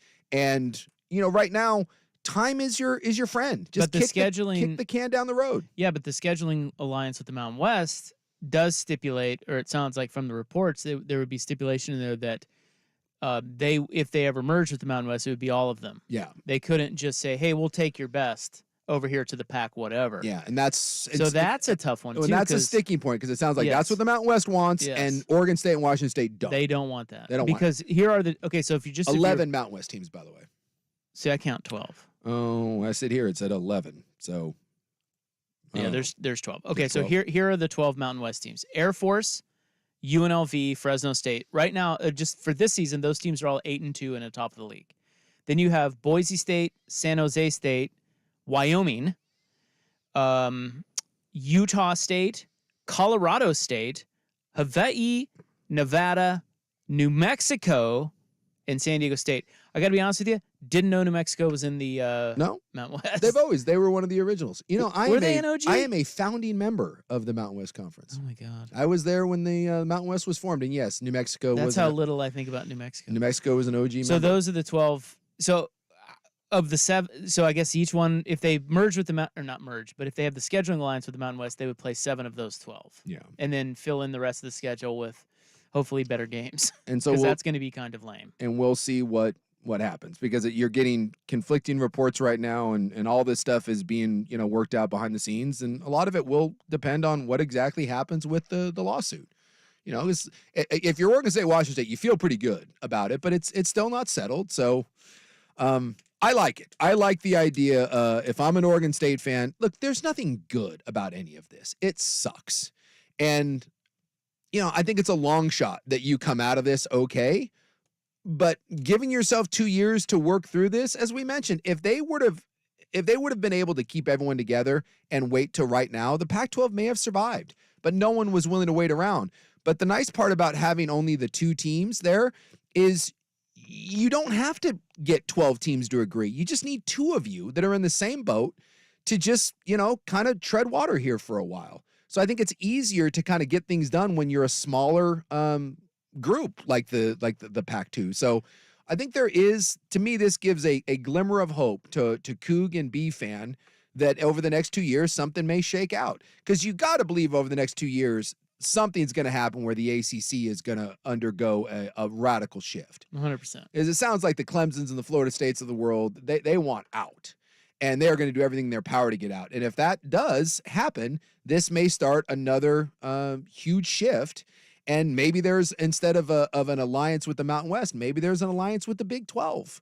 Maybe some of the ACC teams come on board with some of the Mountain West and the Pac-2, and you end up with a big super conference that goes coast to coast, and that's attractive to TV buyers because you get so many time zones. All right, up next, what Carissa Thompson said that has got sportsers aghast today. That's next, but first, Schultze with Sports Center. Now, from the Spirit Mountain Casino Sports Desk, a Sports Center update on 1080 The Fan. First on The Fan, Yahoo Sports' Ross Dellinger reports today that Oregon State and Washington State close to a 2-year football scheduling alliance with the Mountain West Conference with the intent of a future merger. The model has Mountain West teams playing 7 conference games plus 1 game against either the Beavs or the Cougars. However, Angie Machado of Beaver Blitz reports that Oregon State is looking at a 2024 schedule that includes 5 Power 4 teams, 6 Group of 5 opponents, and 1 FCS school. Elsewhere, Michigan and Jim Harbaugh withdrawing their complaint against the Big Ten and have accepted the remaining 2 games of his suspension. The school noted in a statement they are still cooperating with the NCAA's investigation. In the NFL happening right now, Cincinnati in Baltimore for Thursday Night Football. The Ravens came in as 4-point favorites, and it looks like that is their lead right now. 7.5 minutes to go in the first quarter. They do lead the Bengals 7-3, and it looks like Gus Edwards has your 1 touchdown so far for the Ravens. Elsewhere, Bleacher Report's Jordan Schultz reporting Dolphins running back Devin Achane will return Sunday against the Raiders, barring any setbacks with his knee injury. And in baseball, MLB owners unanimously voting to allow the A's to move to Las Vegas. The team still needs to find a place to play, though, until 2028 after their lease at the Oakland Coliseum expires in 2024. Also, AL and NL MVPs announced today. The Angels, Shohei Ohtani, and the Braves, Ronald Acuna Jr. taking the awards. More sports scores and stories in 30 minutes. I'm Schultze from the Spirit Mountain Casino Sports Desk. Get in the game at Spirit Mountain Casino. Watch and wager with our sportsbook powered by BetMGM. Learn more at spiritmountain.com.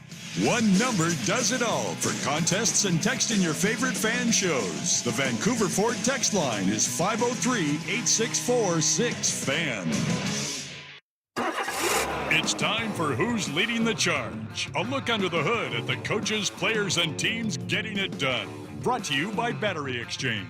You love Reef's activities, making things happen. Smart. He picks, he pops, he shoots, and scores on a 3-pointer. There is future MVP Duop Reith of your Portland Trail, of our I got to see him up close and personal, and let me tell you, the fans love him. Anytime he touches the ball, the Moda Center went crazy. They're all about him. They got to have a guy. Well, dude, their offense is at all times. It's the worst in the NBA. So, I think that guy should be Skylar Mays, though. Why don't they go crazy when Skylar Mays touches? Oh, the they ball? love me some. They love some Skylar Mays, but he's no do-up Reed. Come on. System checks at 14 area locations. Battery.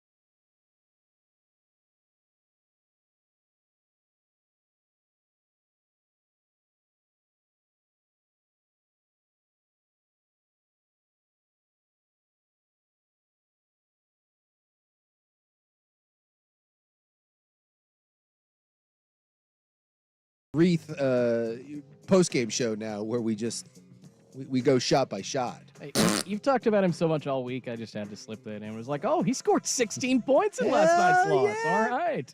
By the way, this happened. So we were sitting there last night. We were watching the game, and I said something, and the lady next to me started chuckling, and she's like, "Glad I'm not the only one." So they brought out the military families, which is great, right? We all love the military. We all kind of clap. And so, they bring out the two military families, and it was an older couple, and then there was the second family. There were some brothers and sisters, obviously. And so we thought it was going to be like, hey, either honoring the old guy who did serve, or, maybe the guy's brother, the little kid was out serving. It was one of those.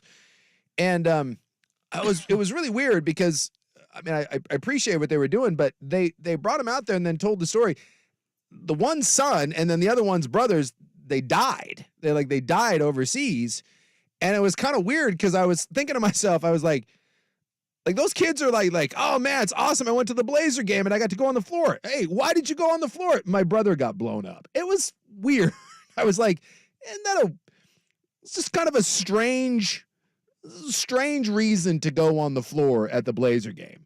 Like you're going to school the next day and your buddies are like, oh man, you got to go to the Blazer game and go on the floor. And they're like, yeah, but So you're saying from the family's perspective, you'd be like, you'd maybe shy away from that sort of I just thought the whole thing was a little acknowledgement. Well, like maybe put me up, like send me to the game and put me up into a suite or something. It felt weird to go out there. Like the look on the parents' face, like while they're talking about their kid that died, and the dad's like waving to the crowd. He's like, it's very awkward. And I was like, am I a jerk for thinking this is really awkward? And the lady next to me was like, oh no, I was thinking the same thing. I'm like, right? And her kid was sitting next to her, and he goes, oh yeah, that's weird as hell. And he's the kid who was like a teenager. He was the one that was like, dude, what if? Because they were like the same age as the siblings, and he's like, dude, what are those kids gonna say when they go to school tomorrow? They're like, they can't talk about this, and I'm like, no, they can't. It was one of those things where it's like, hey, it's cool you're honoring, like, I think Gold Star families, but at the same time, weird to have them out there, and then like 30 seconds later, like the Blazer dancers are out there, like, like twerking and like ass shaking. It was just a weird. That was my weird observation from the Moda Center last night, and then the greatness that is Duop Reith. I mean, that was really the star of the show. Yes, and they lost by 20. Yeah, 15. Something like Only that. 15? Yeah. Okay. No, excuse me, 14. I bet them to cover, and that did not work out. It was a 10-point spread. They lost by 14. Jerks. Well, Carissa Thompson is in the news. She's on Fox. Oh, she's pissed everyone off here. She's a hot. Yeah, she's a hot. You can't doubt that. Yeah, so she's a sideline reporter, and she said that I don't even know what show she's on. Should I give credit? I think it's Barstool. I think it was a Barstool sports podcast. Okay, so this is a Barstool sports podcast. This is the audio of her talking about being a sideline reporter. And I've said this before, so I haven't been fired for saying it, but I'll say it again. I would make up the report sometimes because A, the coach wouldn't come out at halftime, or it was too late, and I was like, I didn't want to screw up the report, so I was like, I'm just going to make this up because, first of all, no coach is going to get mad if I say, hey, we need to stop hurting ourselves. We need to be better on third down. We need to stop turning the ball Pressure over. the quarterback. Yeah, exactly. and do a better job of getting off the field. Like, they're not going to correct me on that. Right. So I'm like, it's fine. I'll just make up the report. Yeah, so that, as you can imagine, that did not go over well with, particularly with her brethren sideline reporters. Internet fingers going crazy. Yeah, they are. Well, look, and first off, I don't think this is the world's biggest deal, but if you're like a Linda Cohen, or you're like and I guess she's not a sideline reporter. I guess I was just thinking a woman journalist, but especially a sideline reporter. Let's take like a Pam Oliver or someone like that. Yeah, Lisa Salters. Aaron Andrews. That you have fought against the stigma of you're just a pretty bimbo on the sidelines for eye candy, and that's trying to sleep with the quarterback, Justin Herbert. Let's not act like it doesn't happen. Like, you've been fighting against that your whole career, right? And that you take your job seriously, and you do a good job, and you mean something, and you know what you're talking about. And then you get this, you get the hot that's like, yeah, by the way, sometimes I just make stuff up. I can totally see why female journalists and sideline reporters would be absolutely pissed at this. I can see it, because she's kind of too. like mocking it a little bit too. Well, I think that, it's just like men. It's the same with men. Some sideline reporters, or whatever job you're talking about, have substance, and some don't. Sure. And there are some that are out there just because they're hot. Yeah. It's not all of them. No. But one of them is Carissa Thompson. Yes. And she's kind of saying that. Yes. By not, she is saying she's saying that. Yes. She's like, look, the coach didn't come out. I don't really care. I'm going to make it up. Yeah. Although let's not rake her over the coals for this, because don't act like you're upset that, like this guy said on Twitter, he said, yes, Carissa Thompson appearing on my TV for 15 seconds and fabricating that Bill Belichick told her that they had to get the ground game going in the second half is fueling my distrust with the media. Great. Yes. Thank you. All of that. Like, don't act like it's a huge deal that she may say, oh yeah, coach said we need to run the ball more and get after the court. Dude, I bet they do that all the time. Well, can I point out, too, this maybe the sexism is just going right over my head in this one, but it kind of exposes the absurdity, not of sideline reporters, but just of these, like, into the halftime locker room and then post coming out of the locker room interviews. That's right. They're worthless. It's stupid, I think, of Greg Popovich being like, we got to play defense, and then he's gone because he knows that they're absurd. But so this is just a ridiculous thing. Maybe we should just end these little 15-second clips. Don't need them. And that's fine. But if you're going to do them, I get, like, I don't care. I could give two S's about any of this. But I get, like, Molly McGrath came out and was pretty pissed about this. Tracy Wolfson came out and was pretty adamant about this not being okay. In fact, Tracy said, this is absolutely not okay, not the norm, and upsetting on so many levels. I take my job very seriously. I hold myself accountable for all I say. I build trust with the coaches and never make something up. I know my fellow reporters do the same. If you are Carissa Thompson here, you basically took a dump on your profession. I mean, you absolutely did. Like, to me, I'd fire her ass. I just don't think, and she's like, well, I've said this before and I haven't been fired. I would absolutely fire her for that. It's one thing to do it. It's another thing to come out and kind of make a mockery of it. And I get it. I get it. Personally, as a fan, I don't care. But as a member of the media, I still don't care, but I get why other people do. And I do think it's worse that she's a woman. Because, like I said, they listen to any female in this industry, and they will tell you that they have had to do it. They have had a greater challenge to get where they're at. And then the pretty blonde comes along and says it's okay to make stuff up. Yeah, it just doesn't work. I don't know. I don't think it's a huge deal. I feel like I put myself in her shoes and wonder, like, what would you do if like you miss the coach or the coach blows you off? And they're coming to you, like, what should, in other words, I'm thinking of, what's the alternative? What should she have done? Should she have signaled up to her producer and say, hey, I got nothing, don't come to me? Yeah. Maybe that's it? Either that's it, or you come back and be like, hey, I wasn't able to get a hold of, I wasn't able to get a hold of Bill Belichick, and then maybe try to give an honest, independent thought. But I don't know. I just think at the end of the day, I don't think it's ever okay to, like, we get paid to give opinions, right? We're not in there, breaking stories or whatever. We're paid to give opinions. And this is an entertainment show. We're not journalists. Okay. I don't write anything. Speak for yourself. Yeah. You break a story, you jerk. Here he is having the time of his life. But if I come on the airwaves and say that I talked to Dan Lanning and Dan Lanning said this, even if it's something very generic, and I hadn't talked to Dan Lanning and that's not what he said, I know dude, I think that stuff happens a lot. I think it does, but I think it's crap. And I think for you to come out and say that and kind of make light of it, I don't know. I said, me personally, whatever. But other people that did my job, I'm assuming that they would have problems with that. Especially when it comes to sideline reporters, which I think struggle for credibility. I think that's what Tracy Wolfson was saying. Is I like Tracy Wolfson better. Yeah, Wolfsy. Hey, Wolfsy, baby. Tracy Wolfson. Hey. Again, think about how hard it is for, like, when she said, I have worked really hard to try to build up a trust and a relationship there. And I agree, but with the sentiment, but I just don't think anybody is losing trust over Carissa Thompson saying this. That's not journalism, what they're doing. Yeah, it's like nobody. First of all, nobody will know if you made it up. No. And second, I don't think this does one thing to anybody watching sideline reporters going, well, I don't know if I can believe Molly McGrath. Now, I mean, come on. But who am I to tell a sideline reporter like Molly or Tracy?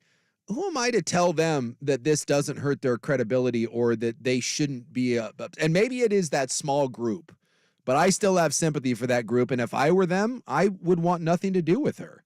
And I bet they don't have anything to do with her. I feel like there are some with a lot of substance and there are others that don't have a lot of substance. And we all know who those are. Yeah. Like, it's pretty obvious. But at the same time, like if you're her employer, I don't know. I just think that's a weird thing. think that's a weird thing to have a, quote, reporter who knowingly makes stuff up, whether it's significant or not. And there's a difference between throwing something out there and saying, hey, a coach said, I met with a coach. Like Dan Lanning came on, and we know that Dan's going to say, what? Coach Lanning, like, we take Arizona State one, it's the most important, game in here, and, it's all this same standard coach speak. But I don't know. I still don't think it's okay for me to go on and say that I had a conversation with Dan Lanning this morning. I could say that, like, yeah, I was texting with Coach Lanning this morning, and this is what we talked about. I don't know. I'm not a journalist, but I still think that's really, I think that's a weird thing. It's a very, very weird thing and kind of a crappy thing to do. Unfortunately, I'm going to be Googling Carissa Thompson nudes during the break. Yeah, I guess she's a lot of people are pointing that out. Yeah, this is the second time she's been in lots of news coverage, right, in her career. There's a vid out there. Don't look at it, though. I would not. Because that would be objectifying. How dare you? I would never do that. I bet you Dan Campbell hasn't seen it. Why Dan Campbell? Because he's coming up next. What he said. Did you see what he said today? Well, he didn't say it, but he kind of did say it. I don't know what Dan Campbell said. Dan Campbell's in the news today. Dan Campbell's always in the news. My boy. My Dan Campbell? Your boy Dan Campbell. My fighting Dan Campbell's? Is in the news for something that, I'll tease it by saying this. It's something that nobody thought he was a part of anyway. Interesting. It's very weird. You've piqued my interest. So that's next. You had me at Dan Campbell. Meanwhile, Pitt, Boston College. Let's go. 5:52 on the Fan. It's time for a Ducks Report, the inside story on Oregon athletics. Brought to you by Mods PDX. The future of building is here. You have good run defense. It doesn't really matter if you have horrible pass defense, right? If you have great pass defense, it doesn't really matter if you have bad run defense. So we have to be, balanced from that approach. But if you can take away a team's running ability, it lets you play, makes them play left-handed and lets you play a lot different. Hey, shots at lefties. Playing left-handed's great. I do it all the time. Do you do everything left-handed? Yeah. Not a righty at all, huh? Sometimes I write right-handed because I write better right-handed than I do left-handed. Well, then, yeah, look at you calling out Dan Lanning. I don't know why that is. Lefties just, we write terribly. I've never thought about that. Why? We just don't. We don't have good penmanship. Interesting. Well, neither do I, and I'm a righty, so. Anywho, Dan Lanning, who we did talk to and actually said those things. He likes deviled eggs. We can promise you that. Mods PDX, the future of building is here.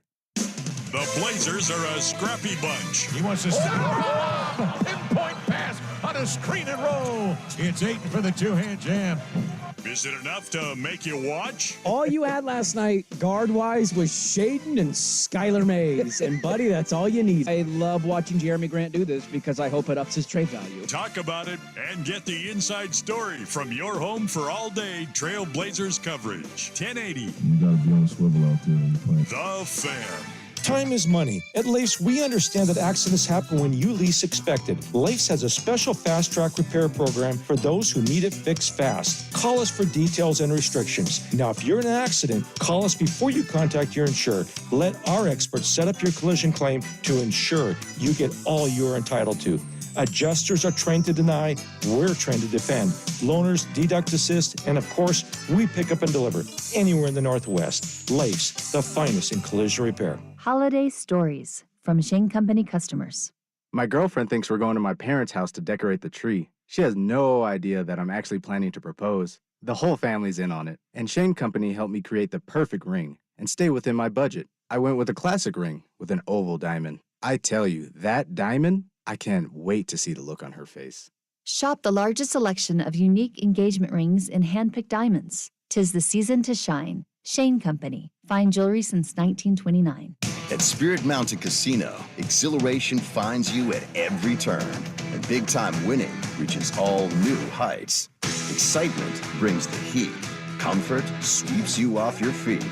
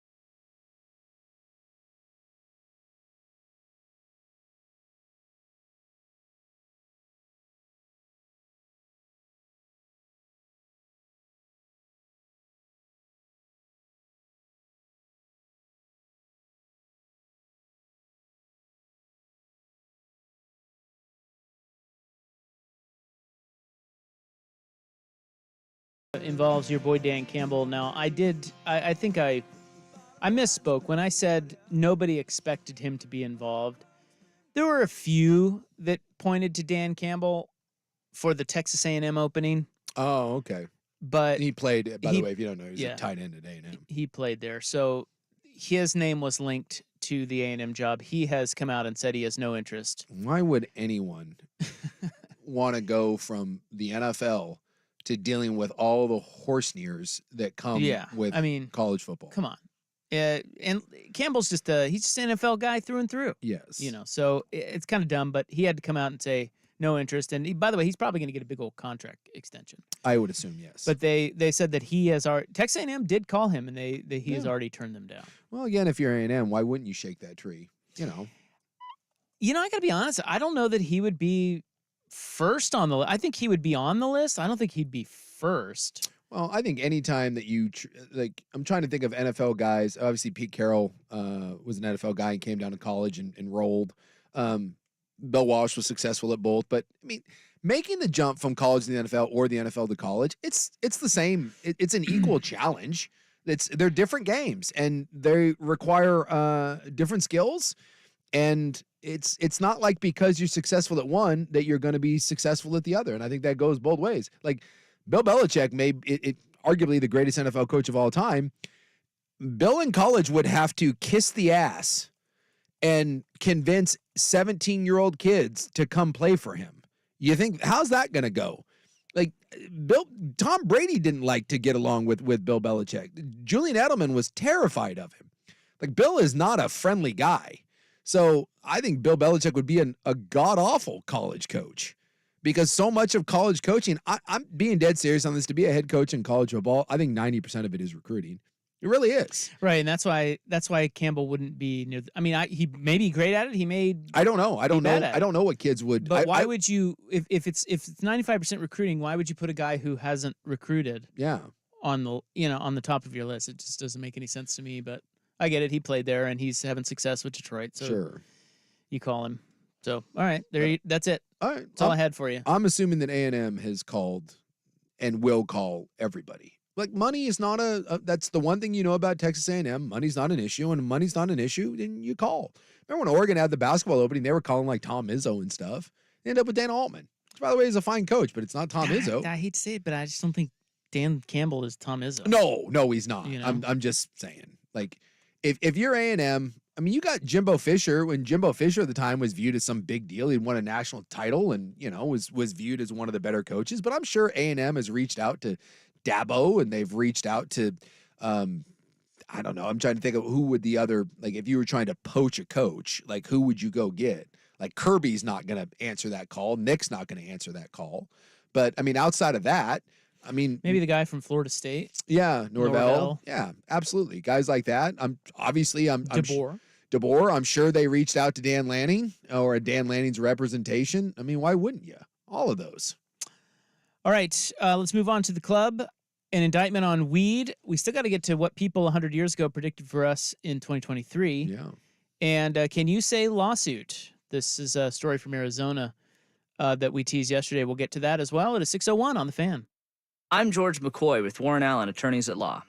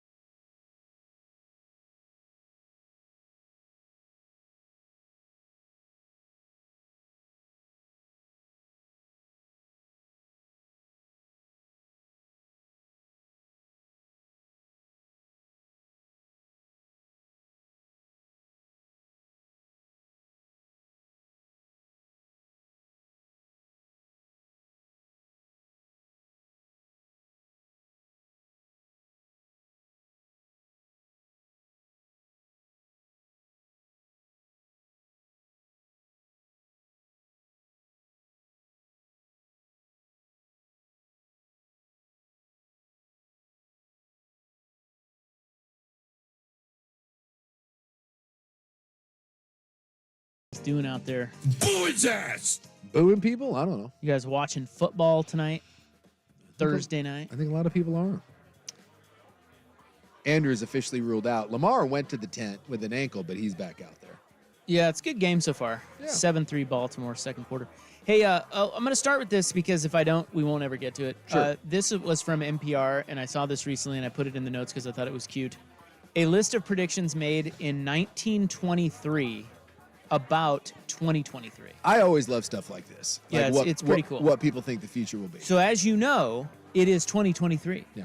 Because some of it is so far out there and wackadoo, and other stuff we've surpassed by leaps and bounds. So you tell me how you think these people did, and these are, this looks like a guy from NPR or somebody that was just going through old headlines and old press clippings and newspapers at the time, talking about what things will look like in 2023. This was done 100 years ago. Okay, so the first one is the work day will be 4 hours long.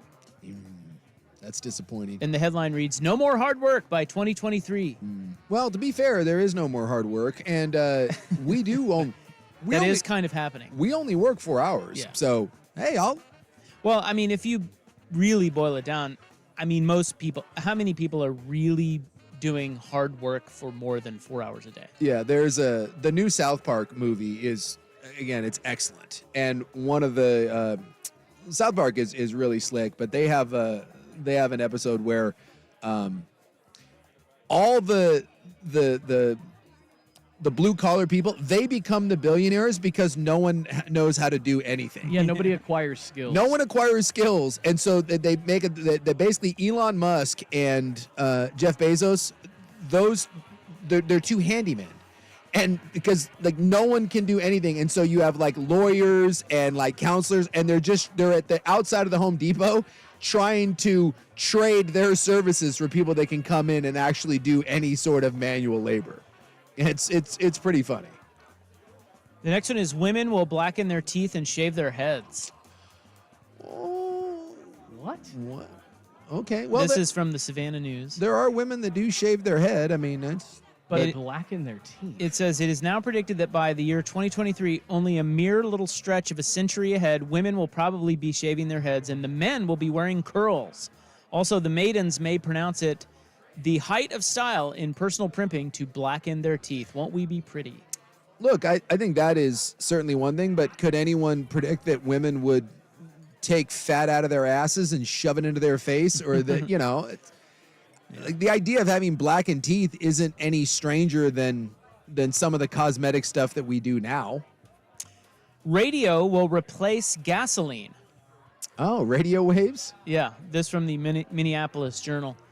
It is an attractive prophecy that Glenn Curtis, the airplane authority, gives of air flight. He predicts that by the year 2023, gasoline as a mode of power will have been replaced by radio, and that the skies will be filled with myriad craft sailing over well-defined routes. Huh.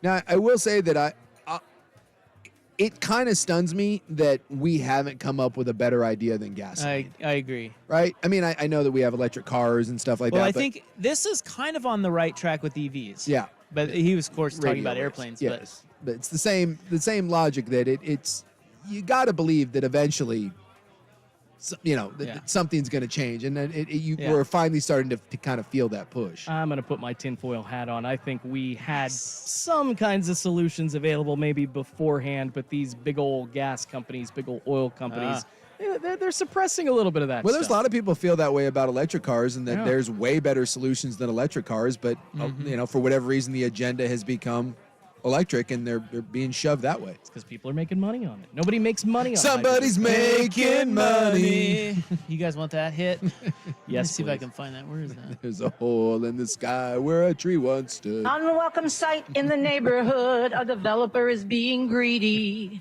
There's a hole in the sky where a tree once stood. So talented.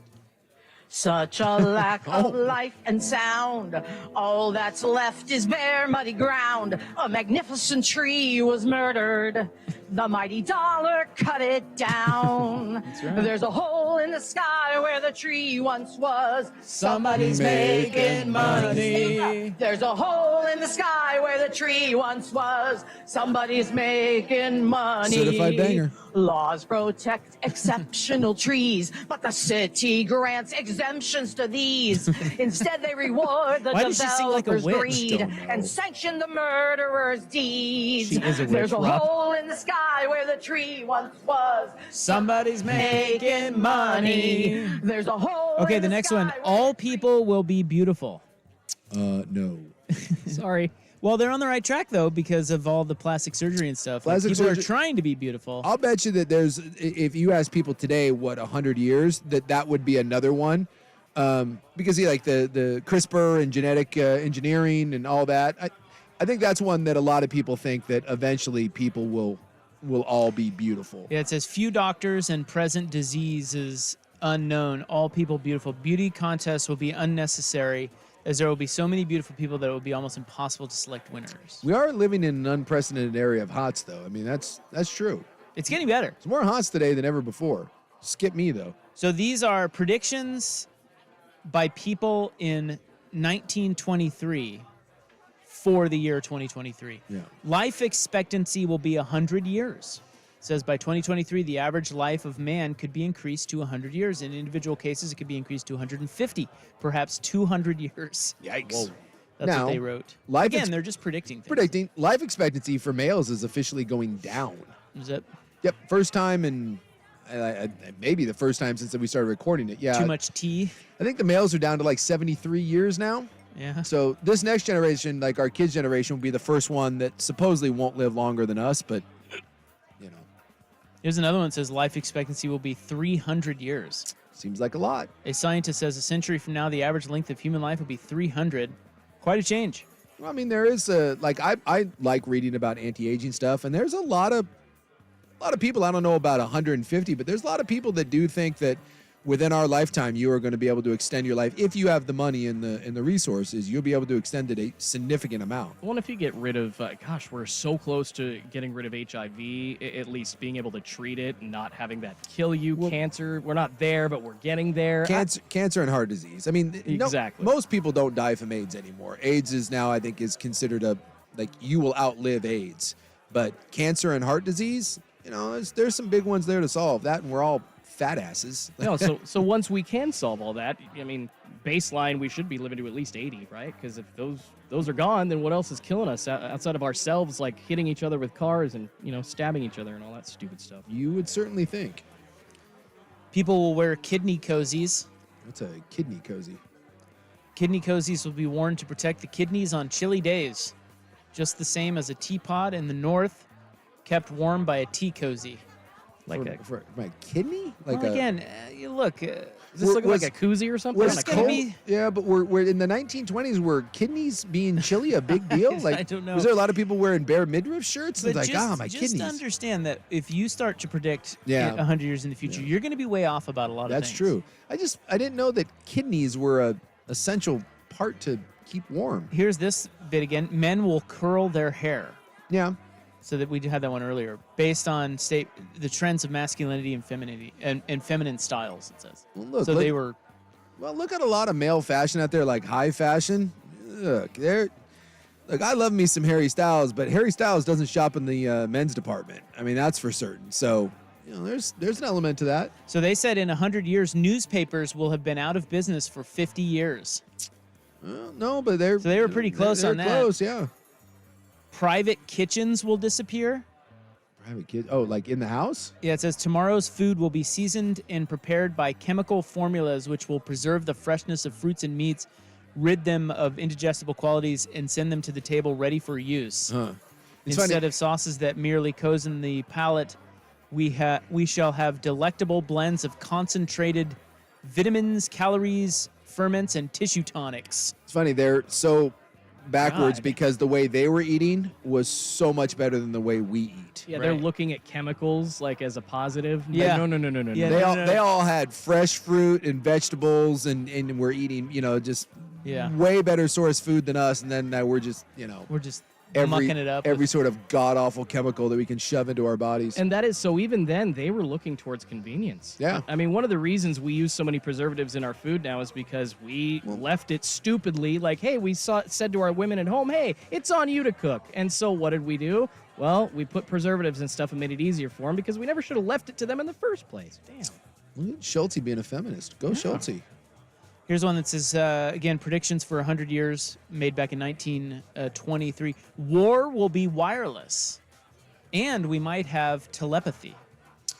I wish we had telepathy. That'd be kind of badass. The wireless wars, though, that's going on. Yeah. I mean, drones and all that. Well, just like cyber security issues. Sure, and they're things like that. they're close on that. I don't think we would have war if we had telepathy. Like, war wouldn't exist. Oh, I beg to differ. I think we'd have more war.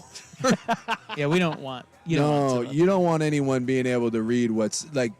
Trust me, that would be the world's worst thing. If you could tell what someone else was thinking, you buckle up. Yeah, I think that would be the end of humanity. I think so. No, there would be no relationship that would ever exist. If your wife or husband. Yeah, we can't reveal what we really think. No. Everything would fall That's apart. the crux on it. Yeah. Society would crumble. That's what we're built on. It would absolutely crumble. Lying to each other. Yes. Cancer will be eradicated. No. Not quite. Nope.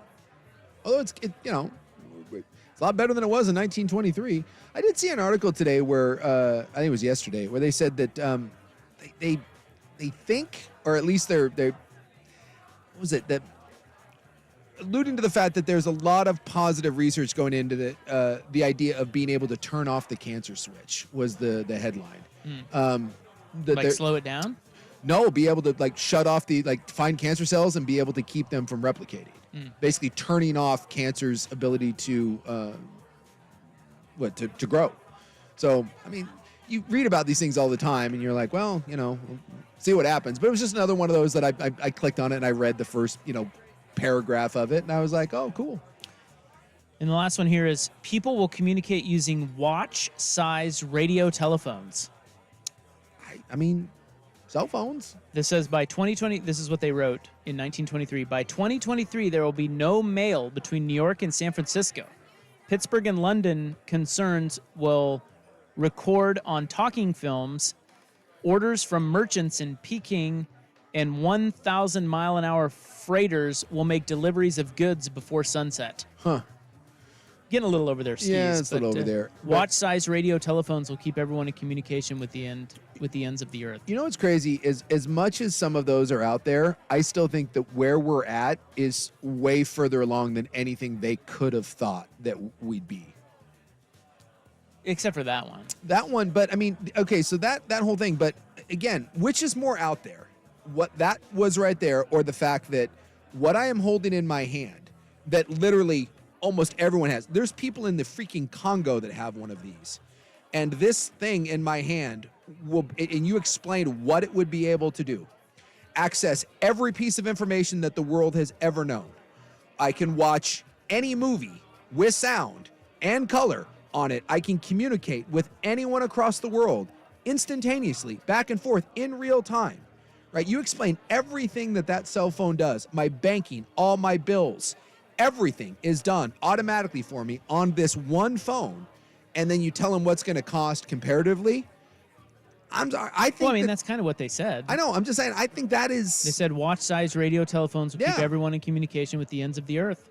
Well, the Apple Watch. I mean, literally, that is that there's a GPS and a cellular option there. Yeah. So you don't even need the I'm just saying. I think our phones do more than what they were saying in that one that was supposedly far out there. The cell phone thing is, I just think if you went back and told anyone, even in the 70s, maybe 80s, and before that, and you told them where we'd be in 2023, people would be like, dude, you're full of crap. So do we have our predictions for 100 years? 21, 23? God, we're gonna blow ourselves up. Maybe. but maybe not. I got a couple that I could noodle with.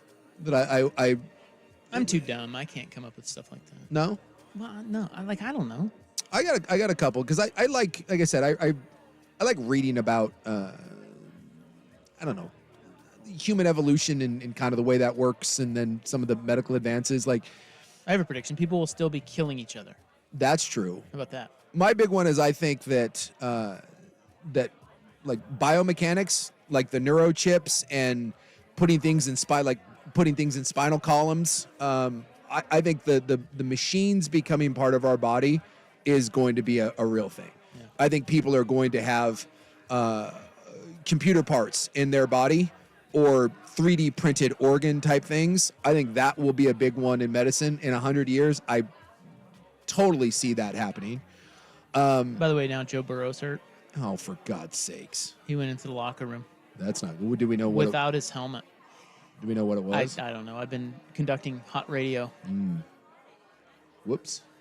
And I do think that some form of like the mass transit, like the Hyperloop thing, in 100 years, that'll be a thing. I hope so. You know, I do think in 100 years, you will be able to go from, you could live in Nebraska and work in California or New York and take a 45-minute train ride and be there. I hope that's a thing. However, you point to one reason why it doesn't happen here in America, and that is all the red and yellow tape. China, you see all those big old fast trains. How does that happen? Because they're ordered to make it happen, and there is no dissent. So if we could maybe get some local governments working together, that's going to happen. But until then, man, that's just, we got too much bad discourse amongst our government officials right now. All right, let's take a break, and when we come back, and the other one, Snoop is giving up weed. And this is the good one here too, and this is true. The pure white people are going to be a minority. Yeah, that is 100%. That eventually, I mean, white people will be like a very small minority because we're interbreeding racially. Well, these are things that are all trends that are that we know are going to eventually occur. That will occur. I want some wild ideas, man. I want some. A chip in your brain isn't wild enough for you? Well, but again, they're already on to that. Like, Elon's already doing that. Sure. Like, I predict in 100 years we will have flying cars. They will actually. Oh, there be you go. thing. Okay, you think flying cars? They were just too early on that. I think we'll get there. The Jetsons. Yeah, because we're behind in that. Because everybody thought that would be here by now. The one that I would think too is it's a little out there for me, but I've listened to some really smart people. The ability to take your consciousness and put it into something. Ooh. I think that one, I don't know, that intrigues me. 100 years from now, basically, I mean, kind of an immortality sort of thing that your consciousness could live on. All right, what did Snoop say? Come on, man. What the hell? That's next on The Fan. It's The Fan on demand. I'm going to give it to you. Give it to me. Service Patriots brings you Fan Podcast.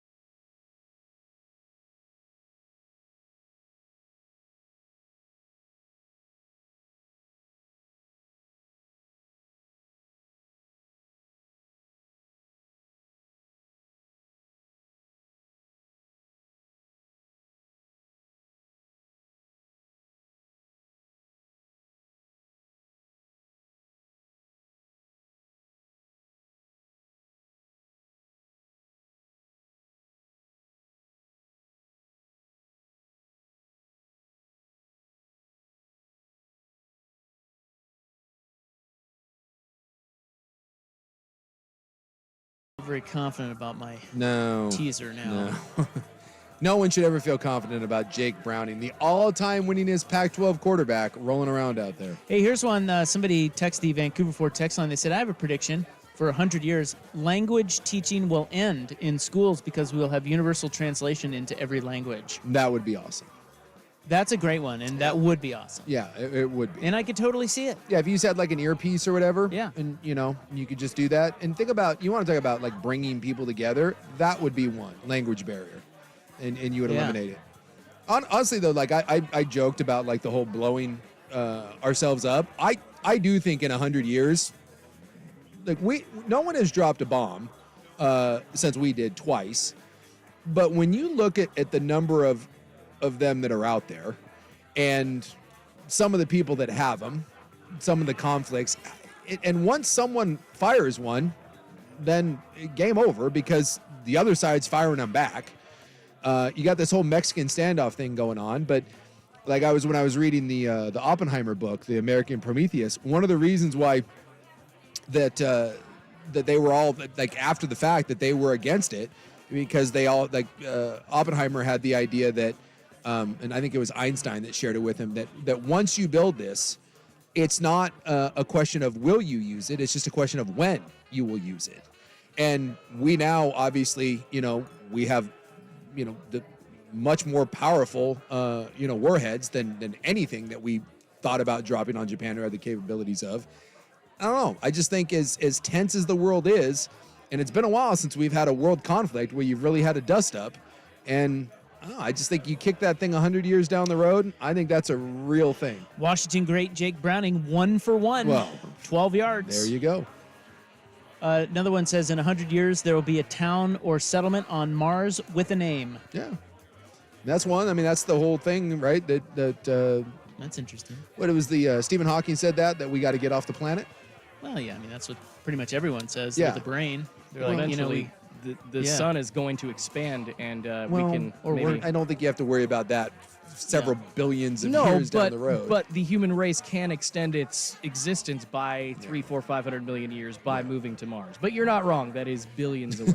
I concur. I think that the more idea behind that one is that if you look back to human history, we have planet killers that come along. And, the idea is if you don't have another option to get off of it, those things, it's funny. Those things happen way more frequently than anyone wants to admit when you look back at the history of the planet, and the idea that one won't happen again while we're here, that's foolish. In 100 years, there will be no sports radio, says one listener. Probably right. I wonder what sports would be 100 years. 100 years and what sports looks like. Well, and even just radio in general, it's still one of the only free mediums. But see, that's the problem. We haven't had like a mass internet outage yet. Once that happens, I guarantee you, everybody's going to be running to their radios again. That's right. Huddle around your radio. Listen to Jason Swigart give you instructions on where to go to the Red Cross. Well, I mean, we're supposed to isn't there a plan in place that we're supposed to give out critical information and all that? Well, yeah, we're radio, man. Yeah, I'm going home. I'm leaving that to Schulte. We're champions for the people. Turning to Schulte, I said, buddy, that's all you, baby. That's Schulte's dream. This is his time to shine. When the fallout cloud is happening, Schulte and Klondike Will Ortner will be in here giving you updates on where to go. I'd rather break down Lambjack touchdowns against the Joe Burrow-less Bengals, but okay. Well, when we come back, we'll have to talk about Snoop Dogg. If there's anybody who has ever been a great advocate for marijuana, it's Snoop. I feel like it's Snoop and Willie that are 1 and 2. Right? So what does it say when Snoop gives up weed? What does that say? What chances do the rest of us have? What? That's next. Here's Schulte. Now, from the Spirit Mountain Casino Sports Desk, a Sports Center update on 1080 The Fan. First on The Fan, big news out of college football today. Yahoo Sports' Ross Dellinger reporting Oregon State and Washington State close to a 2-year scheduling alliance with the Mountain West with an intent for a future merger with the conference. The model has Mountain West teams playing 7 in-conference games plus 1 game against the Beavers or Cougars. However, Angie Machado of Beaver Blitz reporting that Oregon State is looking at a 2024 schedule that includes 5 Power 4 teams, 6 Group of 5 opponents, and 1 FCS school.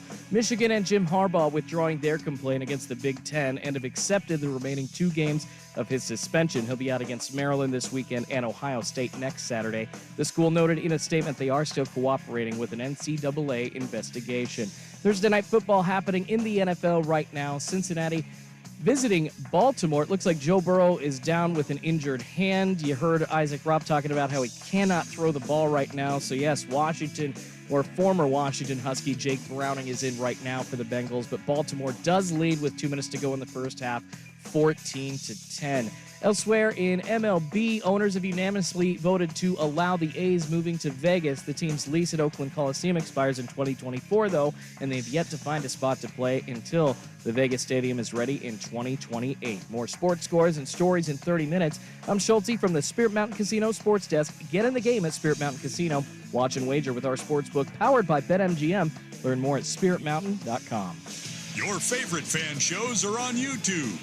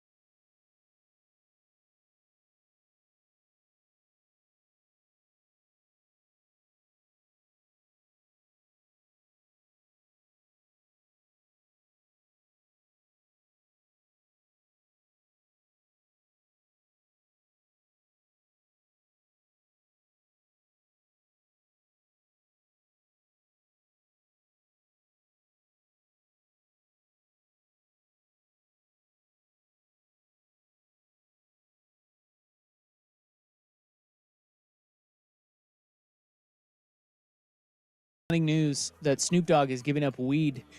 He's quitting smoking. I don't even know what to make of this. I don't either. He can't be. Is he just going to do edibles? He's probably lying, right? I don't know. Like, This has to be. how many? Because how old is Snoop now? 50 or just over, right? He's 50. I think he's older than that. I think he is too. He says 52. He's 52. Oh, He says he's a grandfather, yeah. and he said that has changed him. He says, the main way that it's changed me is being concerned with how I live, how I move, the kind of people I'm associated with, because I want to see my grandkids grow old. The only way I can do that is to take precautionary steps as far as how I move, who I hang out with, where I go out, my intake, what am I intaking? So he said, after much consideration and conversations with my family, I've decided to give up smoking. Please respect my privacy at this time. Huh. This has to be a marketing play, I right? just. Yeah, because he's the king of those. Yeah, I don't know. Like, can you stop smoking weed? Like after, I don't know. Sure I'm you can. assuming 35 years. Like he is legendary for how much weed that guy smokes. I know. He has his own blunt roller. He's gonna have to find a new gig. It's like his whole thing. Like that. Like that's Willie Nelson giving up weed. I guess Willie's even longer than that because Willie's like 90. Well, he did. Willie stopped smoking, actually. No. Yes. No, I'll look this up right now, but I think a few years ago, because he's getting older, he either stopped, like he'll still eat edibles, but the combustion part of it, he is. So that's my question here. Are you giving up smoke or are you giving up marijuana? Well, he did say smoking. Yeah. So He didn't say. So dabs or edibles or, Yeah. you know. And yeah, Willie Nelson did confirm back in 2019 he stopped smoking pot, but he is still using edibles. Okay. So. But God, Willie's in his 80s. Yeah. I think Willie's might be 90. Yeah, there you go. See, there's the deal. See, that's one thing. Like, again, I need clarification. Giving up smoke is different than giving up marijuana. The Vancouver Ford text line says, if Snoop really gives up weed, you can bump up the timeline on the world ending significantly.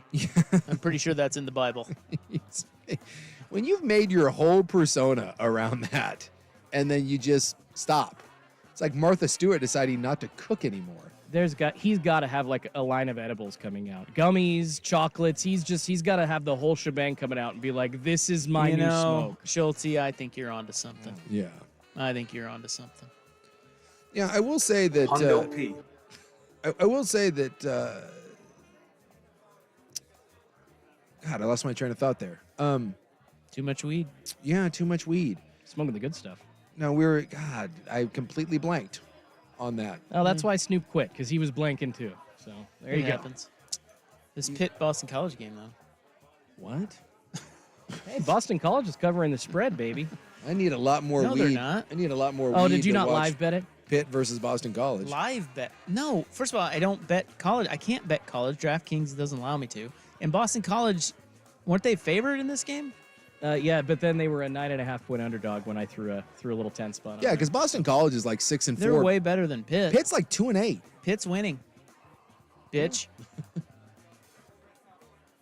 Remember, that was their coach is the one that basically hated all his players. He said that he thought that after all his guys left for the NFL that he was going to get similar players, and then he's like, well, clearly I haven't. So, Well, the Jake Browning era has begun. Mm-hmm.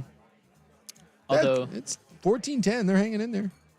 Well, Browning's only had one series and they had to punt. Well, but hey. And there's another pass interference. Like the Bengals are like the Bills. They just give the Ravens don't get third downs, but they get them because the Bengals commit penalties. It's one of those games. Just know it's really hard to win in this league with backup quarterbacks. Plain and simple. Well, I'm talking about their defense. I know. Just saying, in general. Browning is not the problem here. That's pretty clear. We'll see about that. We'll see about that. Give him $40 million a year. He comes in and has like 3 games. Well, that's like the Matt Schaub thing, right? Browning comes in and plays like good for 2 weeks, and now we anoint him. I mean, God, people think Josh Dobbs is the answer in Minnesota. Like, really? You think Josh Dobbs in the 2 weeks that he had in Minnesota? The Pastronaut. Yes. Because he's been so good everywhere else he's been. He looked all right in Arizona for a little bit, too, and then they benched his ass. That guy's awesome. Clearly. All right, last story. Can you say lawsuit? Next on The Fan. The Beavers handle their business. The lead play to Damian. Good cutback. Martinez.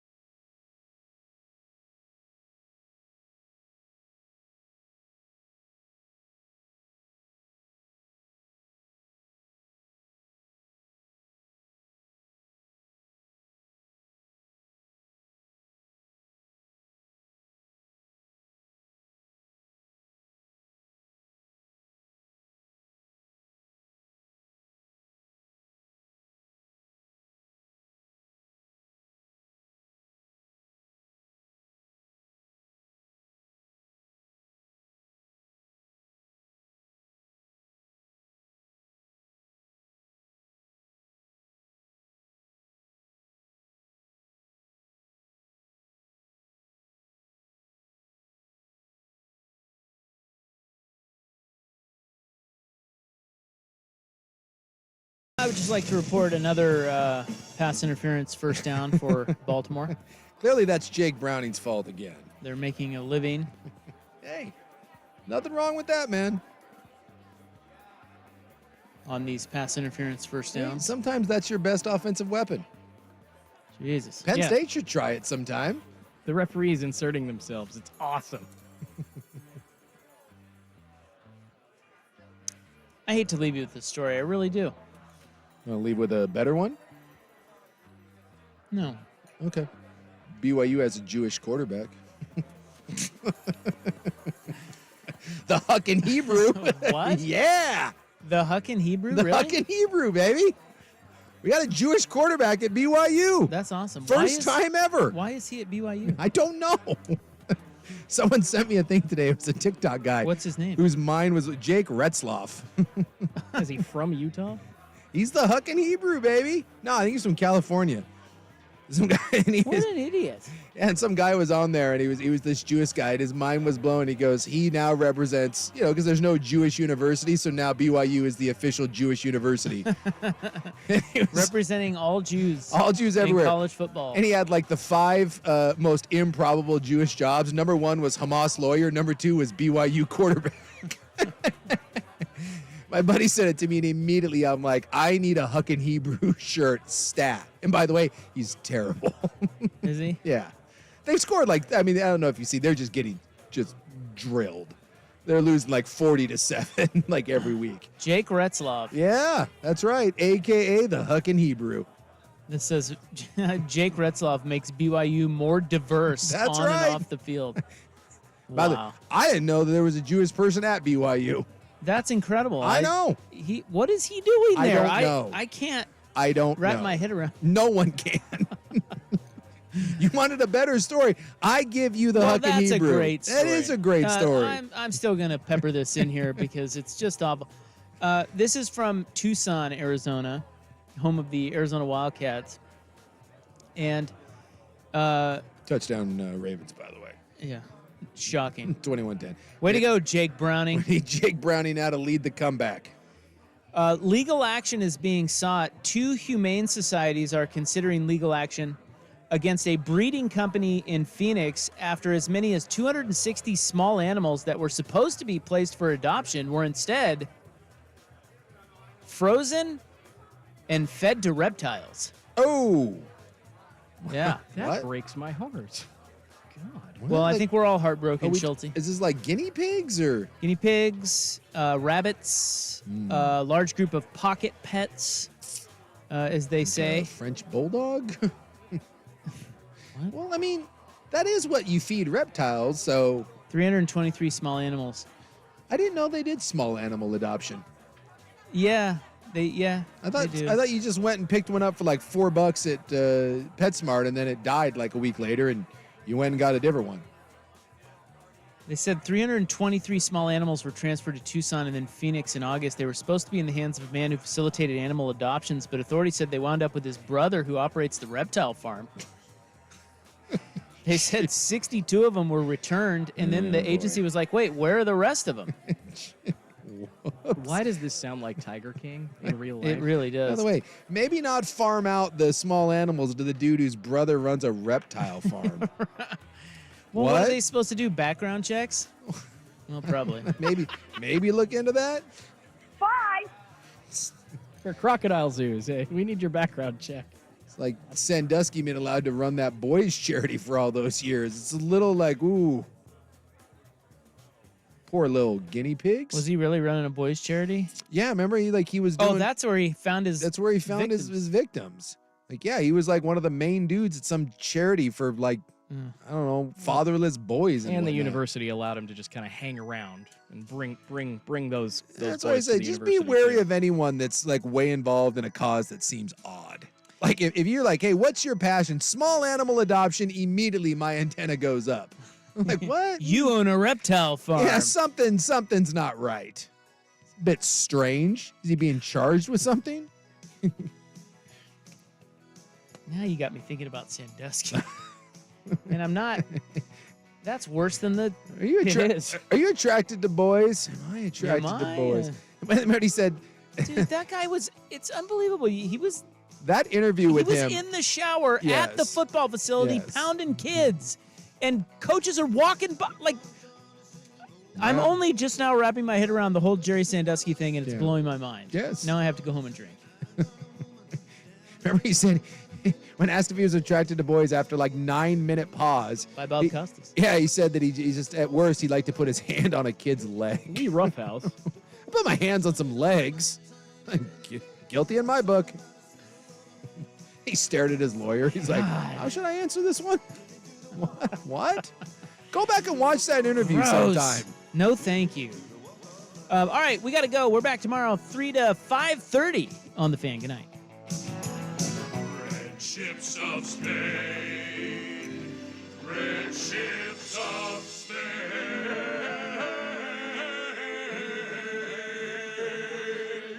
Score early this NFL season with FanDuel, America's #1 sportsbook. Right now, new customers get $150 in bonus bets with any winning $5 moneyline bet. That's $150 if your team wins. If you've been thinking about joining FanDuel, there's no better time to get in on the action. The app is so easy to use, there's a wide range of betting options, spreads, player props, over-unders, and more. So visit FanDuel.com/win and kick off the NFL season. That's FanDuel.com/win. FanDuel, official partner of the NFL. Must be 21 plus in President State where lawful to wager. FanDuel is offering online sports wagering in Kansas under an agreement with Kansas Star Casino LLC. First online real money wager only $5 pregame moneyline wager required. First online real money wager only $10 first deposit required. Bonus issued as non-withdrawable bonus bets that expire 7 days after receipt. See terms at sportsbook.fanduel.com. Gambling problem? Call 1-800-GAMBLER or visit FanDuel.com/RG in Colorado, Iowa, Michigan, New Jersey, Ohio, Pennsylvania, Illinois, Kentucky, Tennessee, and Virginia. Call 1-800-NEXT-STEP or text NEXT-STEP to 53342 in Arizona, 1-888-789-7777 or visit ccpg.org/chat in Connecticut. 1-800